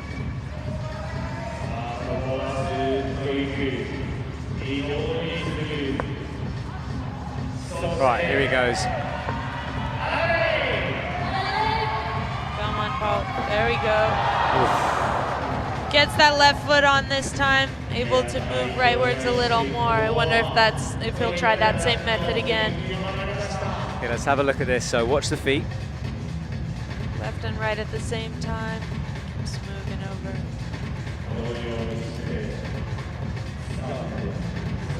All right, he's got the zone. He's got a minute to go now. Yeah, so he was looking to skip that middle yellow hold of the 3 at the end there as well. So a few people trying that. Yeah, Paul has 2 4th-place finishes, nothing higher than that. So if he stays in this, it will be a PB.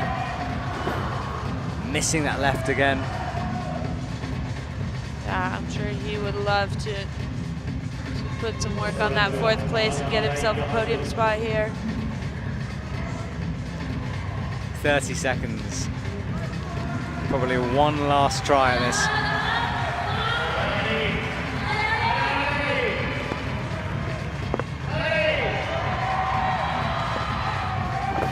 Oh, and that's a nasty fall down. He has 15 seconds left. It might go again. He does. He'd have to be super quick though. Would be pretty spectacular to see something here. Right, one swing. Mechi did the same, remember? Oh, wow. It was close. Opting to skip all of them that time, go straight to the finish. That would have been pretty impressive. I think he might have continued to try that had he had a little more time. It's pretty close. Oh. Yeah, very close from Paul. Yeah, head in the hands. Taking himself a little bit there. Okay, final boulder. Everyone moves to the middle. You can see the crowd in a wave coming across. Our scores don't really change, I think, based on where they were. Sorato might have moved. He took a few extra attempts to get to the zone on that one, but otherwise it seems we've stayed pretty similar. Yeah, I think he was in 3rd coming into that boulder, so it's bumped him down a bit. Paul comes up. Well, another style of boulder. Yeah, very excited to see this one. Different style from what we've seen so far across the round. A lot of pressing, very interesting body positions, I think, so this one will be very cool. And also steeper than it looks maybe on camera. Absolutely. Yeah, quite steep, you can see it there. Well, the idea the route setters have is that they face towards the audience, they get stood up on those holds, and then they jump while still facing the audience into those two slopers. That's the idea. Then into the zone, which looks like a jug, and it is a jug, but it's not like an in-cut jug. And then this top pull, not great either. No, it's not. It looks way better on the graphic than it is in real life. Yeah. Very excited to see all the athletes work through this one. See who tries to face out, face in.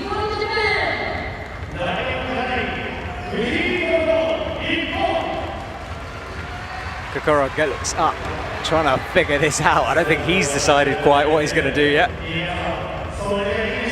Yeah, that could be really hard going into a boulder like this where you see a lot of potential options.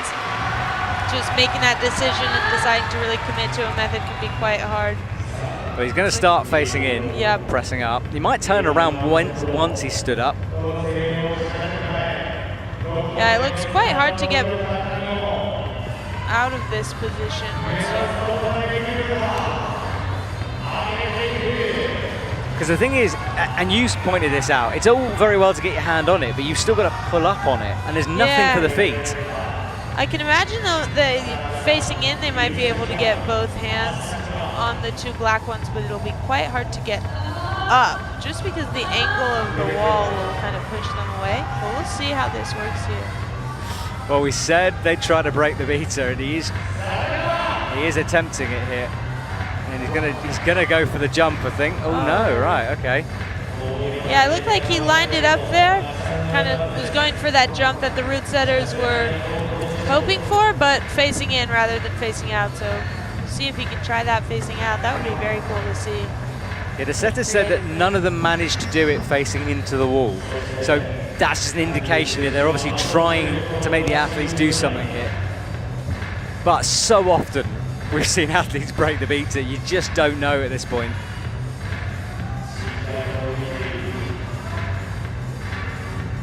Yeah, they are all so strong. I wouldn't be surprised if they could make something work facing in. Let's see if Kokoro decides to try in or face the crowd this time. Doesn't look like he is at the moment. He's wanting to do it the other way. Dips into the chalk bag. MC hyping the crowd there. Oh, he is facing out. Okay, here we go.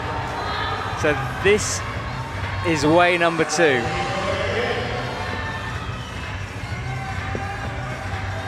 Left out, gets the right in, and he's eyeing up this jump now. Oh, okay. Wow. Trying to jump all the way to the zone with the left hand and kind of palm the lower volume with the right hand. It looks like the position might work to hold, but it would be quite hard to get all the way over there. I did see a few of them kind of look like they were miming that out during observation, so I wonder if we'll see a few athletes try that, or if it'll just be too far.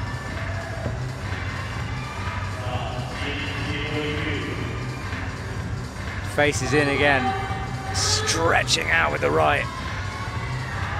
Brings the left foot up, and he wants to press, but look at that shoulder angle. And there's nothing for the left foot there, he's just standing on the volume. Wow. Very intense on the shoulder.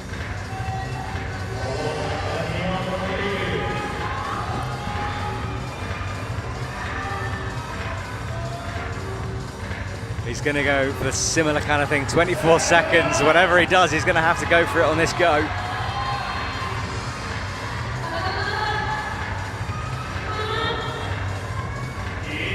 Pressing, 12 seconds. It's really only been enough time for a zone. No, no idea, yeah. Hands on hips, his comp is done. Sitting in 4th at the moment with that, no zone. Looking back, still trying to figure out what the root setters wanted there. Well, at least he gets now to sit on the sofas and watch everyone else try it, so at least there's that as a consolation.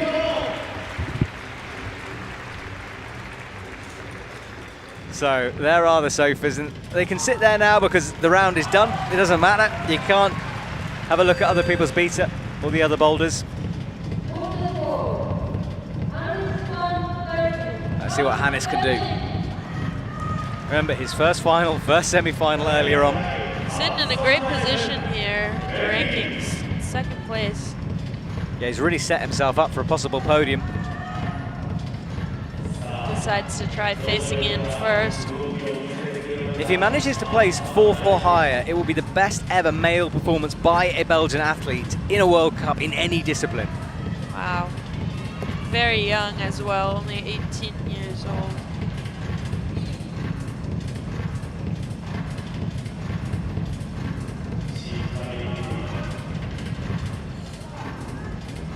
So facing out this time. I have a feeling when they discussed this boulder, they all said, look, you know, we face in, we face out, because it's interesting how they've all tried it the obvious way and then immediately flipped back to the other way, or the two so far anyway. I wouldn't be surprised if they kind of assumed you were meant to face out, but so often you're able to maybe find something facing in which works, and it's definitely a little more natural to face in, but it's definitely going for the face out here. Yeah, kind of aims for that left-handed zone and the palm press that they were reading earlier. It's looking quite hard that way. Yeah, no one knowing how to use that, the volume on the left at the moment. Yeah, the route setters, I'm sure, are looking at that, hoping someone figures out this sequence. Maybe that, I mean, the thing is, if you're reading the route, it kind of can't be for anything else but a hand, because you don't need to step on it once you've got that zone hold. Yeah, it is quite high, that black volume on the side wall there. They'll definitely want to use it for their hands, but I think still trying to figure out just what it's for. Yeah, a real thinker, this one. Yeah, definitely not an obvious method that kind of stands out at you, so quite hard for the athletes to decide what they want to commit to. Definitely like the face out though, going for that again. Right, up he goes. He gets kind of lodged into this chimney. Now he uses that one. Yeah, so like you said, they're meant to get set up in that chimney and then jump with both and get both hands on the two black volumes there. So from here, if he could have jumped his right hand to the other black ball and pressed. It's funny, us knowing it and us seeing it from that angle, it kind of looks obvious, but it is less obvious when you're climbing it. It's, yeah, definitely not obvious at all, and not a move that I think we've maybe ever even seen in a World Cup before. No, so I've certainly never seen it. No, so definitely not an easy read on this boulder. I hope someone's able to give that a proper try. It's rare that we get sort of an angle like that as well. You know, usually the wall isn't that severe, or a wall almost built into it. Yeah, and it's rare when we get a corner also, I think, to have another panel which is so steep. So that's really making for some interesting climbing. So he does jump, but he jumps Like facing that. in. Yeah, but facing out. Let's see if he tries that on his last go here. That would be great to see someone give that a go. He's looking confused there. He's almost looking over at the people, Kokoro sitting on the sofa being like, do you know? Have you got any idea? He is facing in again, 17 seconds. Seemed a little frustrated there, not quite feeling close on anything he's tried so far. He's looking to jump to the zone. He's only got 5 seconds. He's not going to make this. Goes for the press again. So that is the intended thing, but the other direction. For those who are maybe unsure of what we're trying to describe there. Do that, but face the crowd when you do that. Yeah. Yeah, definitely not easy to read. No, it really isn't. Well, 2 down. No one coming close so far. Very few tops. We've only seen 3 tops so far. But this man might work it out. He is very, very new school, and this is a very new school style of boulder. Let's see. I believe guaranteed a top 2 here. Only Paul can catch him if he doesn't manage this boulder, but if he does do this boulder, he'll win the competition.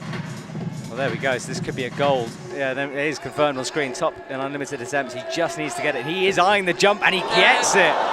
And I wonder if, look, I'm looking at the sofa. Both of them lean forward to check it out.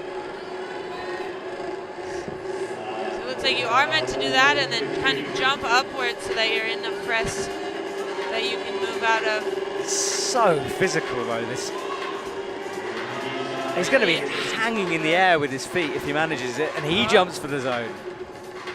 Well, he's the first person to think about spanning it. He's come the closest to trying what we know the root setters the way. I think he might try it facing in now just for the sake of it, which he does. But it is more awkward immediately, you can see. Yeah, he'll transition to facing in again. Oh. Well, yeah, this is so awkward for him. He won't want to come down, he has to though. And I think that would have maybe taught him. He'll think, well... I don't think he'll try facing in again after that, but we'll see. Very awkward. Yeah, upside down. Such a strange view he must have of the audience. Very hard on the shoulder as well. He is facing in again. But this is the thing, you start to question yourself. You're like, well, you know, is it me? Am I just doing it wrong? Do I need to stick with this? And he is better on it.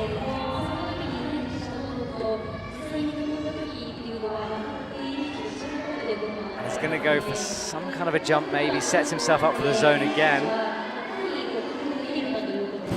Jumps for the sloper. Yeah, looking for that kind of zone and palm press method, which is looking too far. Yeah. And just kind of jumping out into the air. All right, so what is he going to do? Minute and a half. Still in the top spot. Remember, if he tops this boulder, he will win. If not, he's going to leave it down to the rest of them. Presses out again. Misses the left again.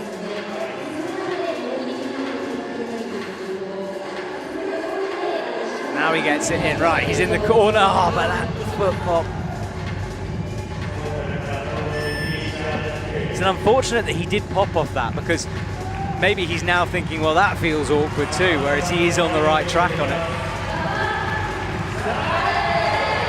Asking for some support here.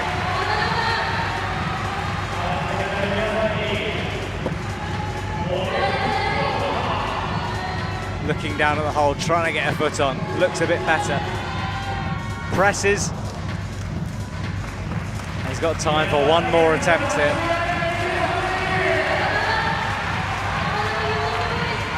Faces in, blowing the chalk off the hole. Right foot on. Oh, so awkward. Now gets stood up. Left palm. 10 seconds. He's just going to jump for the zone. He is. A little clap there. Hands on his hips as he looks up. Well, he's in first position at the moment. However, we've got 3 more to go. Yeah, we'll have to wait and see though. Only Paul Jenft can catch him. So Mejdi will be on the podium here. I'm trying to think ahead to Paul. They're thinking about it here. And look, I think he's worked it out, because that is the method. Yeah. Hindsight's a wonderful thing, isn't it? Right, Serrato. Crazy. I'm curious as to whether or not Paul, being a taller athlete, will like that sequence better. Yeah, that's exactly what I was thinking, because, you know, it's going to be easier, but Serrato's got a long way to go up to that press. So flexible there, straight into that position.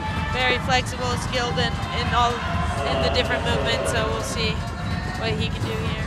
Not like that press. Yeah, so if you imagine a bit more height on that, that's going to be less of a stretch. Serrato looking to upgrade from that 5th place where he's currently in. He's read this facing out right away. He seems set on that right now. So smooth with that right leg. He's looking at the jump. Like he's going for it. Oh. It almost looks impossible for his span, that. Yeah, I'm not sure if he would be able to stop the way Mejdi did for a second underneath. He might have to jump fully from in that corner, which would be just crazy, but I think that's the way. Let's see. Tries facing it. Needs to establish those 2 points on each side. Still needs to get that other hand. There we go. So face pressed into the corner. Serato might try some type of jump here. See, that's, without a foot up, that's an impossible position. He's got to bring the foot up. Saw Jungwon Chan in this, Kokoro in this position. Well, he came closest facing in, but a long way off holding this move.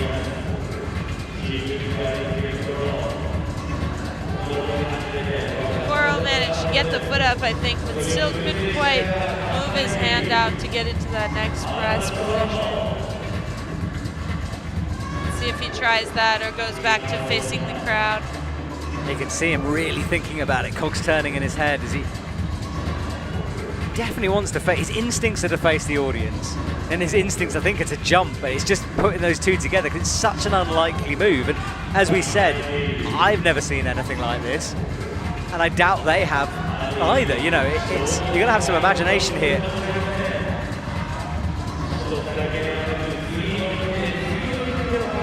He's going to try that again, it looks like. Not convinced, it seems.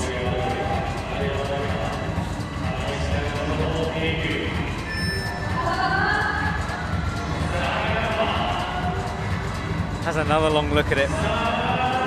Serato's first World Cup. First final. Let's see if he can make something work here. Yeah, whatever happens, it's going to be a personal best for him. Come on, turn around.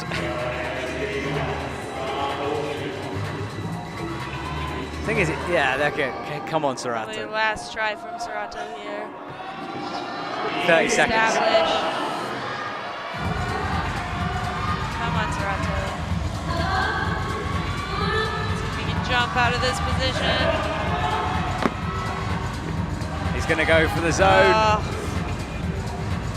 He wants to go again. Why not? Yeah.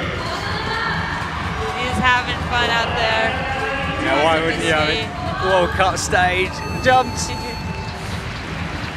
I mean, look, Chloe, this is a bit frustrating, but at the end of the day, they're called Boulder problems for a reason, you know, and it is figuring something out here. Definitely. I mean, he looks like he was having fun up there. Certainly a little confused, not sure about the method as with the other athletes, but seems to be in good spirits about it. Yeah, it looks like one of those climbs that would be so fun to work in a gym with a bunch of friends, you know, figure it out as you go. But definitely very hard to work out in 4 minutes, but hopefully it can be done, and then we'll see it in these next two athletes. Let's see what Jungwon can do here. So he'll know that no one's topped it. There you go. He needs a bronze in unlimited attempts. So if he tops it, he'll get that bronze. And he's sitting in last at the moment. Yeah, he would love a top here. Presses into the corner, starting facing in and gets the left on.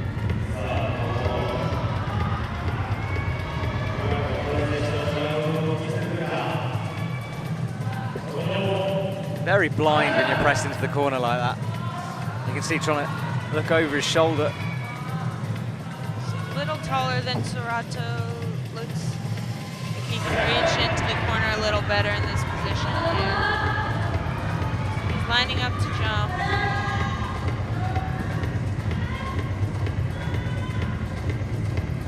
Right, he's palming the volume, pressing into it.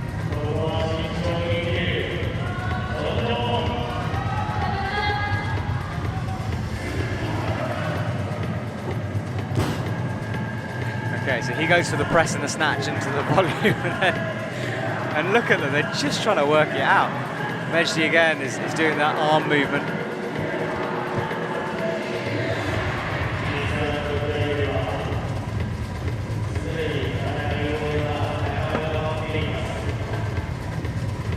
Russia's diligently doing their jobs, and a big shout out and thank you to them.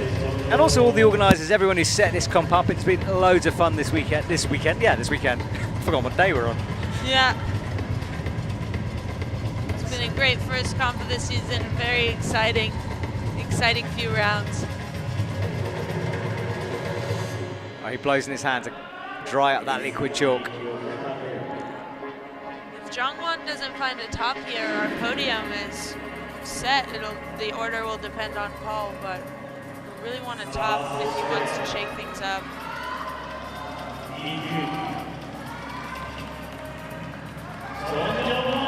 All right.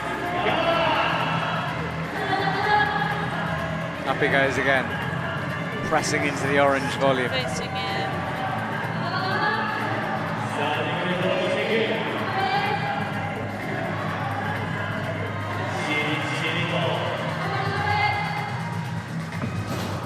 On a foot pop. Okay, coming up to the minute mark. Will he try something new here? I'm hoping we can see him try the face-out method.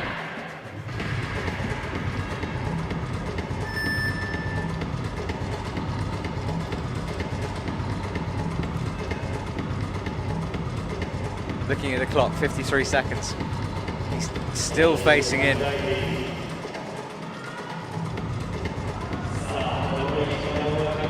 Make sure his feet, because he doesn't want to pop like he did before. Brings that left foot back in order to be in the correct starting position. Oh, misses the first time. Second time, makes it work with the left toe.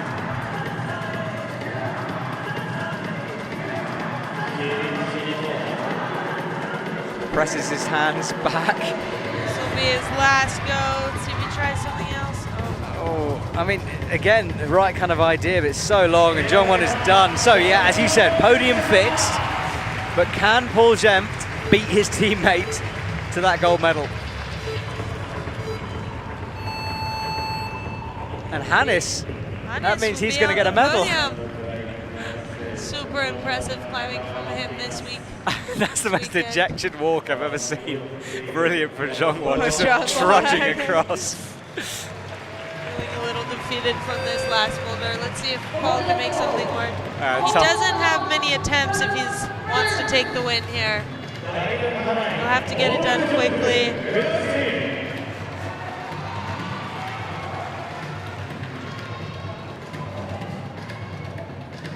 Oh, unlimited attempts. A mistake. Right, Paul. Top would do him good. It would definitely do him good. So, a lot taller. He's palming on the left. Puts his hand on there. Oh, see, that's the advantage he's got on this, but look how horrible the shoulders are. He might, if he can bring his foot up. Jump into a press position, that's what he'll be looking for. He wants to bring his right foot up to match, I think, but it's super awkward. But yeah, he's got to cut loose his feet. Maybe he can make this. And you know what, he might. Might be able to try that initial jump. I think he will, what he wants to do is to try that same, to get in that same position facing out. So that's what he's going for here. Oh, he is turning, look at this, so. So he's gonna look to kind of jump up and press, face the crowd. That would be very cool here. Elbow pressing against the wall. Still in his first attempt here.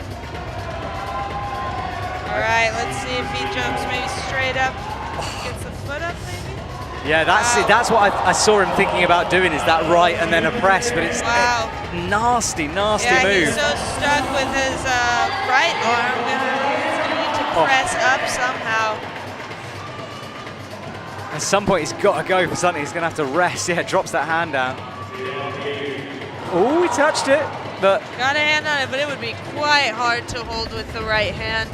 Like we said, it is a good hold, but not that good. So we'll see what he tries next time. Yeah, if he could sink into it, he might be able to swing around. But yeah, if you could get a left hand on it, it might work. But the right hand seems like it would be very hard. But very promising attempt. So the other watch on Mejdi especially will be... conflicting emotions right now, I'm sure.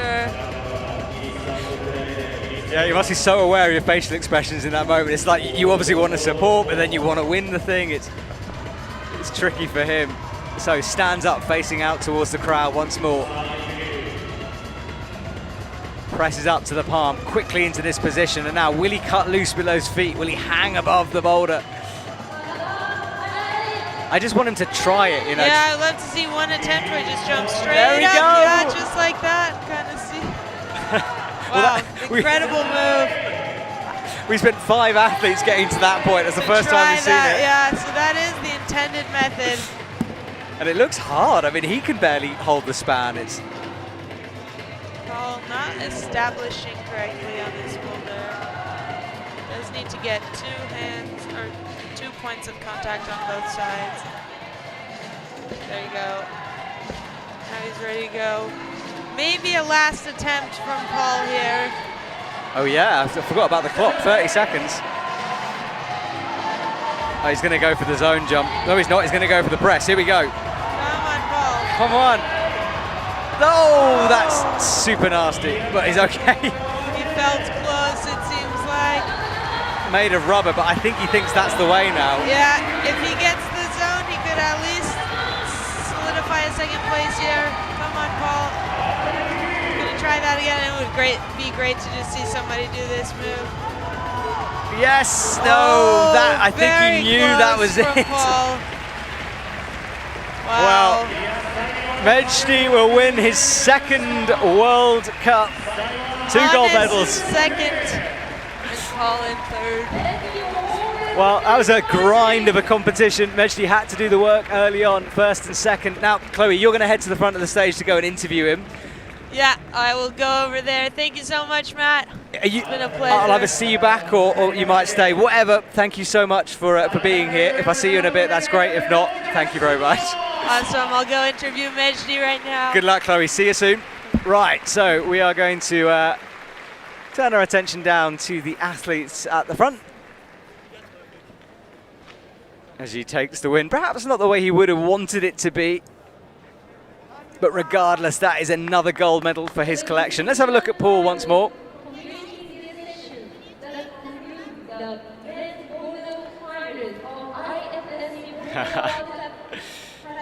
Fair play to you, young man. What a performance again. That is our top 3. Oh no, it's not our top 3, sorry, Paul. But Hannes van Duysen takes a silver medal in his 1st ever finals. Remember, he hadn't even been in a semi-finals before this moment. For the highlight, we just...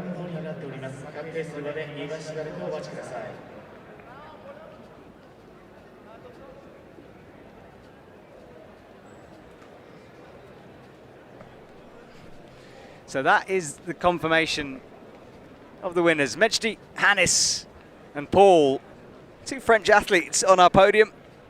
2 Japanese athletes after that. Kokoro and Sarato, and a young one in 6th position. That is our top 3. And that pretty much wraps up our competition in terms of climbing. Of course, we've got the flower ceremony, the interviews, and the medal ceremony. So don't go anywhere yet. Lots to see.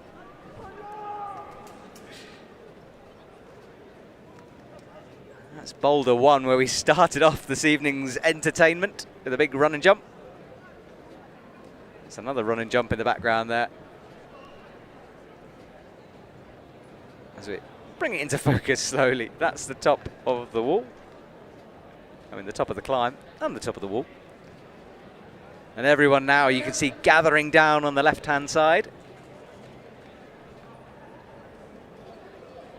A few parties here in Japan tonight as we once again have another look at that scoreboard. Mejdi getting it done early on. 4 attempts to the top on Boulder 1, 3 on Boulder 2. And after that, as you can see, everyone's struggling. Everyone made the zone on Boulder 3, but the run and jump proved moved too far for everyone in that final boulder. No go to a zone for anyone.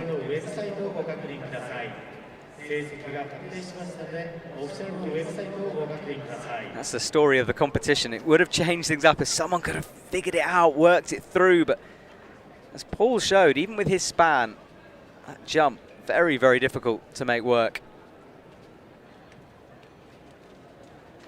That first boulder though, what a spectacular climb, eh? But that thing, whole different kettle of fish.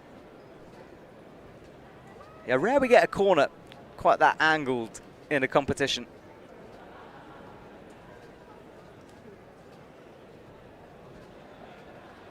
Now let's introduce the top 3 climbers. それではここで男子上位3選手をご紹介いたします。 Third place of men's finalist is Paul Jean from France. 男子3位はポール・ジョン選手です。 Second place of the men's final is Hannes van Dyssen from Belgium. 男子準優勝はハンス・バン・ダイセン選手です。 The winner for the men's final is Mathieu Chauvet from France. Big moment for that young man. Awesome, awesome to see. I know his dad, because his dad messaged me earlier, we'll be watching at home. So proud of his son, as is everyone in the stadium, I think. And all 3 of them, Hannes especially, what a performance from him to get a medal here this evening. I don't think he would have thought that was possible when he came into today's competition. And there he is. He'll be standing up there in a couple of moments, receiving his bronze medal.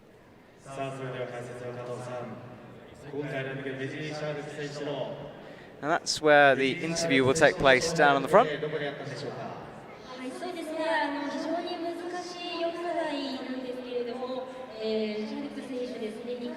Our audience waiting for the interviews and the podiums. And we'll just take a brief pause here while we get things set up and ready.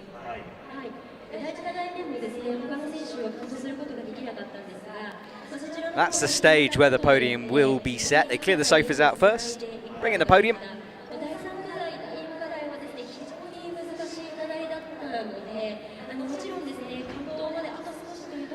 Long boulder wall. Sometimes our finals are women and men at the same time, and then we have to fill the wall with more, but having split finals like this gives the route setters lots of real estate in terms of wall space to work with.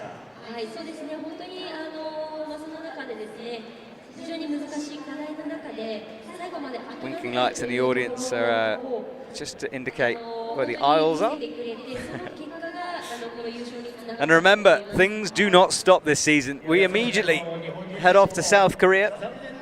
Most of the staff and setters and everyone fly tomorrow morning. A lot of the athletes are staying around Tokyo for a few days to climb at that legendary B-Pump gym. I, for one, am jumping on a plane, going over to South Korea, and we'll get set for the speed competition first, before we move into the boulder comp at the weekend. That's a double header. Semi-finals and finals on the same day, so a monster broadcast. So make sure you take next Sunday off work. Pull a sickie. Tell them I told you so if you get caught. It'll be fine.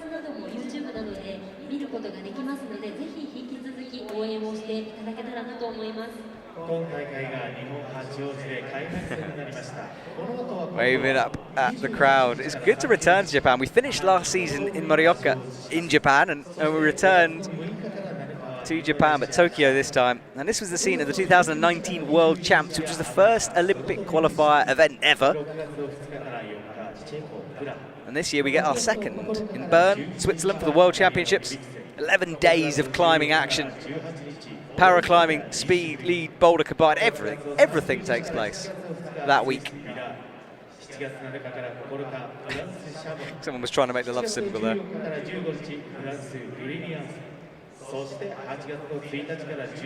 But yeah, this season doesn't stop. Pretty much every single weekend there's a competition. There are a few breaks in between, after Salt Lake, for example. And then after that we go straight over to Prague for the European rounds, and we start that tour.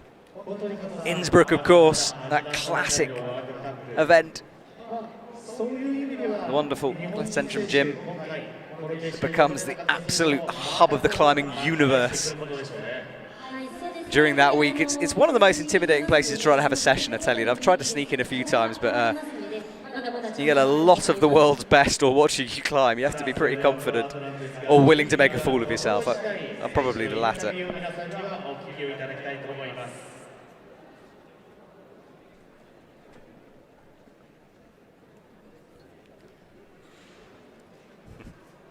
Great to see so many young people in the audience joining us. And you go to any of the gyms around here and they really use the space well.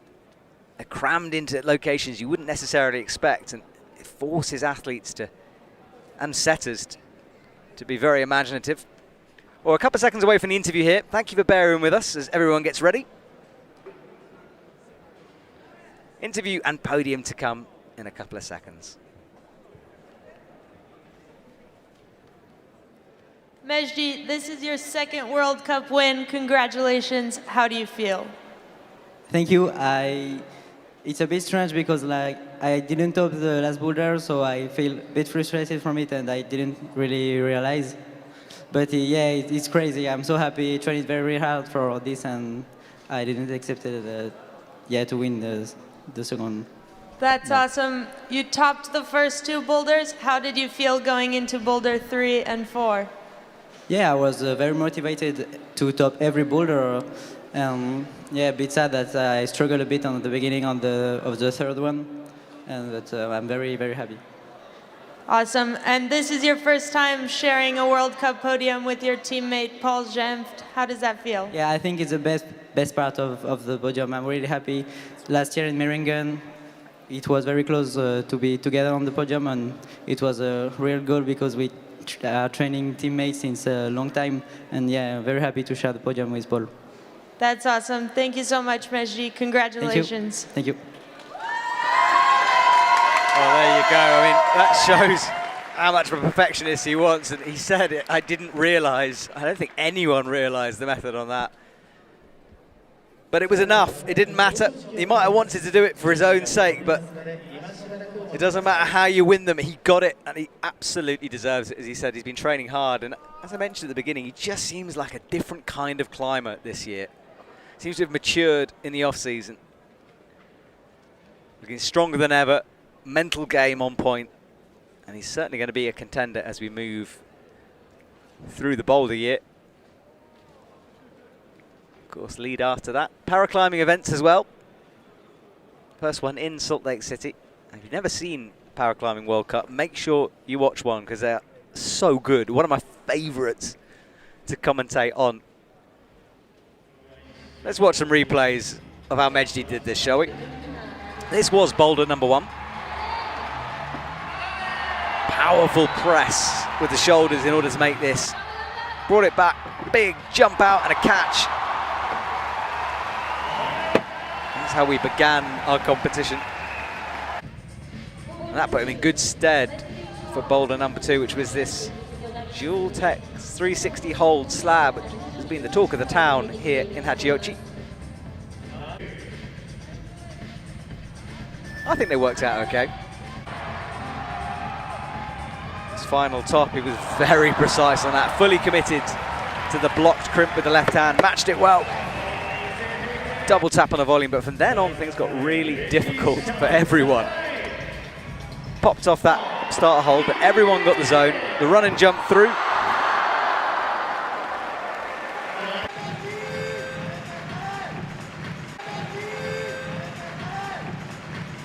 And then this final boulder that no one could quite figure out. Everyone tried everything apart from the intended method. Paul gave it a go. Hannes, though, brilliant from him. So good to see him up on the podium for the first time. This match double jump.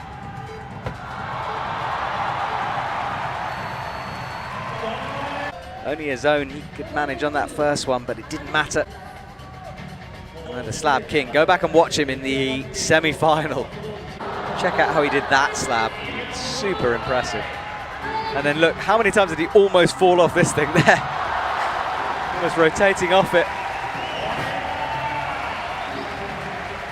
But he caught it, made it work, and that was the boulder that really got him into the silver medal. He, like everyone else, quickly to the zone, but jump coordination run that usually, as I said, you'd find quite close to the ground, midway up the wall, making it quite an intimidating prospect. Facing outwards, facing inwards. That was the idea, but just facing the other way. And then Paul used his height, used all of his skill, the way he can manipulate his body. High feet, dropping through that first climb.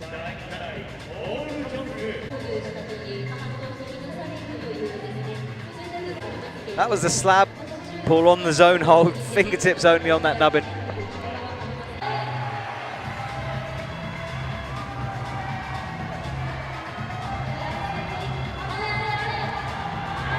Paul leaning on that dual text up to the top hold, which was blocked, made that look the smoothest of all the athletes.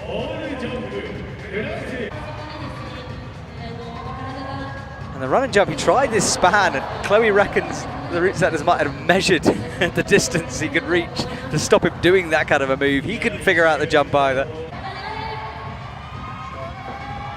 He got close though, as you can see, tickling that last hold. Springing through it.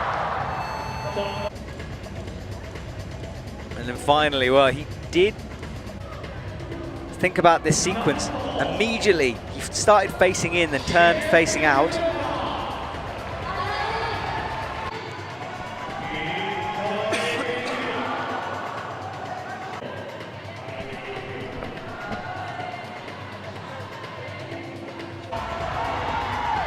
This was the moment where he pressed through with a nasty fall onto his neck there.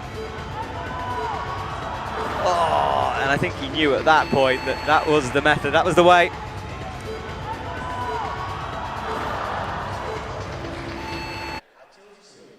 Well, it's podium time. It's set up, as you can see. 八王子織物で作成したネクタイを八王子市長石森孝之様よりそれぞれ贈られます。ここ八王子市はその昔に養蚕や織物が盛んだったことから桑の都桑都と称されていました。 Ladies and gentlemen, please welcome our men's medalist of the IFSC Boulder World Cup Hachioji 2023.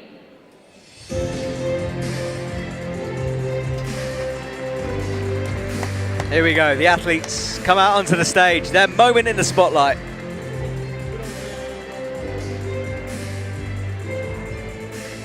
Bronze medalist is Paul Jump from France.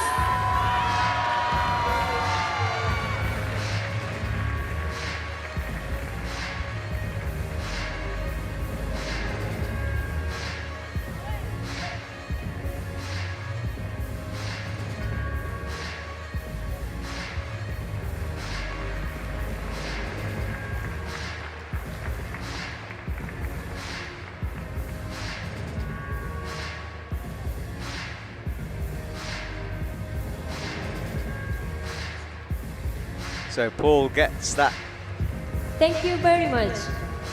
medal around his neck. Good way to start the season for him, that bronze. Silver medalist is Ernst van Dyson from Belgium. What a moment for him in his first comp. I'll give him a lot of confidence coming in to the rest of the season.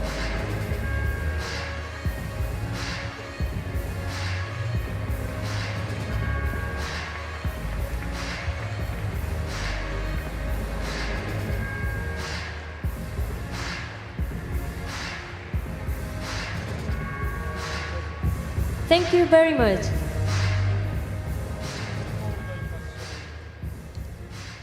And finally, Gold medalist and winner of the IFSC Boulder World Cup Hachioji 2023 is Majdi Sharuk from France.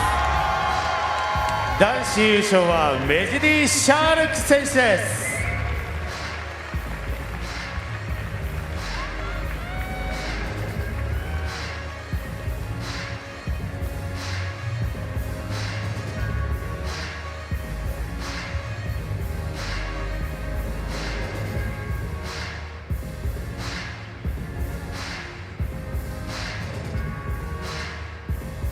Mejdi gets the gold medal. France, be proud of your man. Thank you very much. Ladies and gentlemen, please rise for the national anthem of France. これより国歌演奏を行います。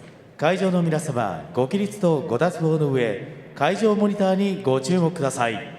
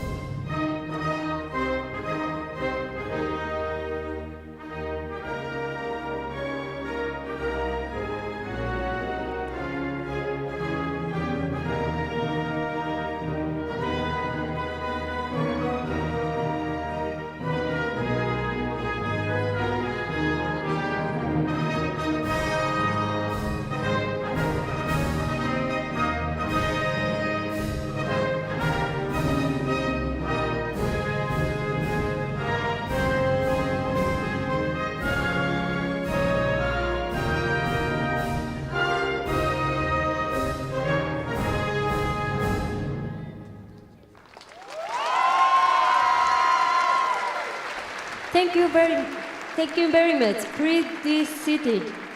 会場の皆様、ご協力ありがとうございま Well, there we した。 go. ご着席ください。 Ladies and gentlemen, we are done for this evening. A couple of minutes left on our broadcast.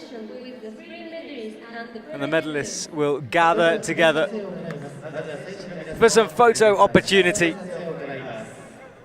Now remember, South Korea next week, speed finals on Friday, Saturday and Sunday dedicated to the bouldering. Sunday is going to be a packed day. And then we're immediately off to Jakarta for the next speed round.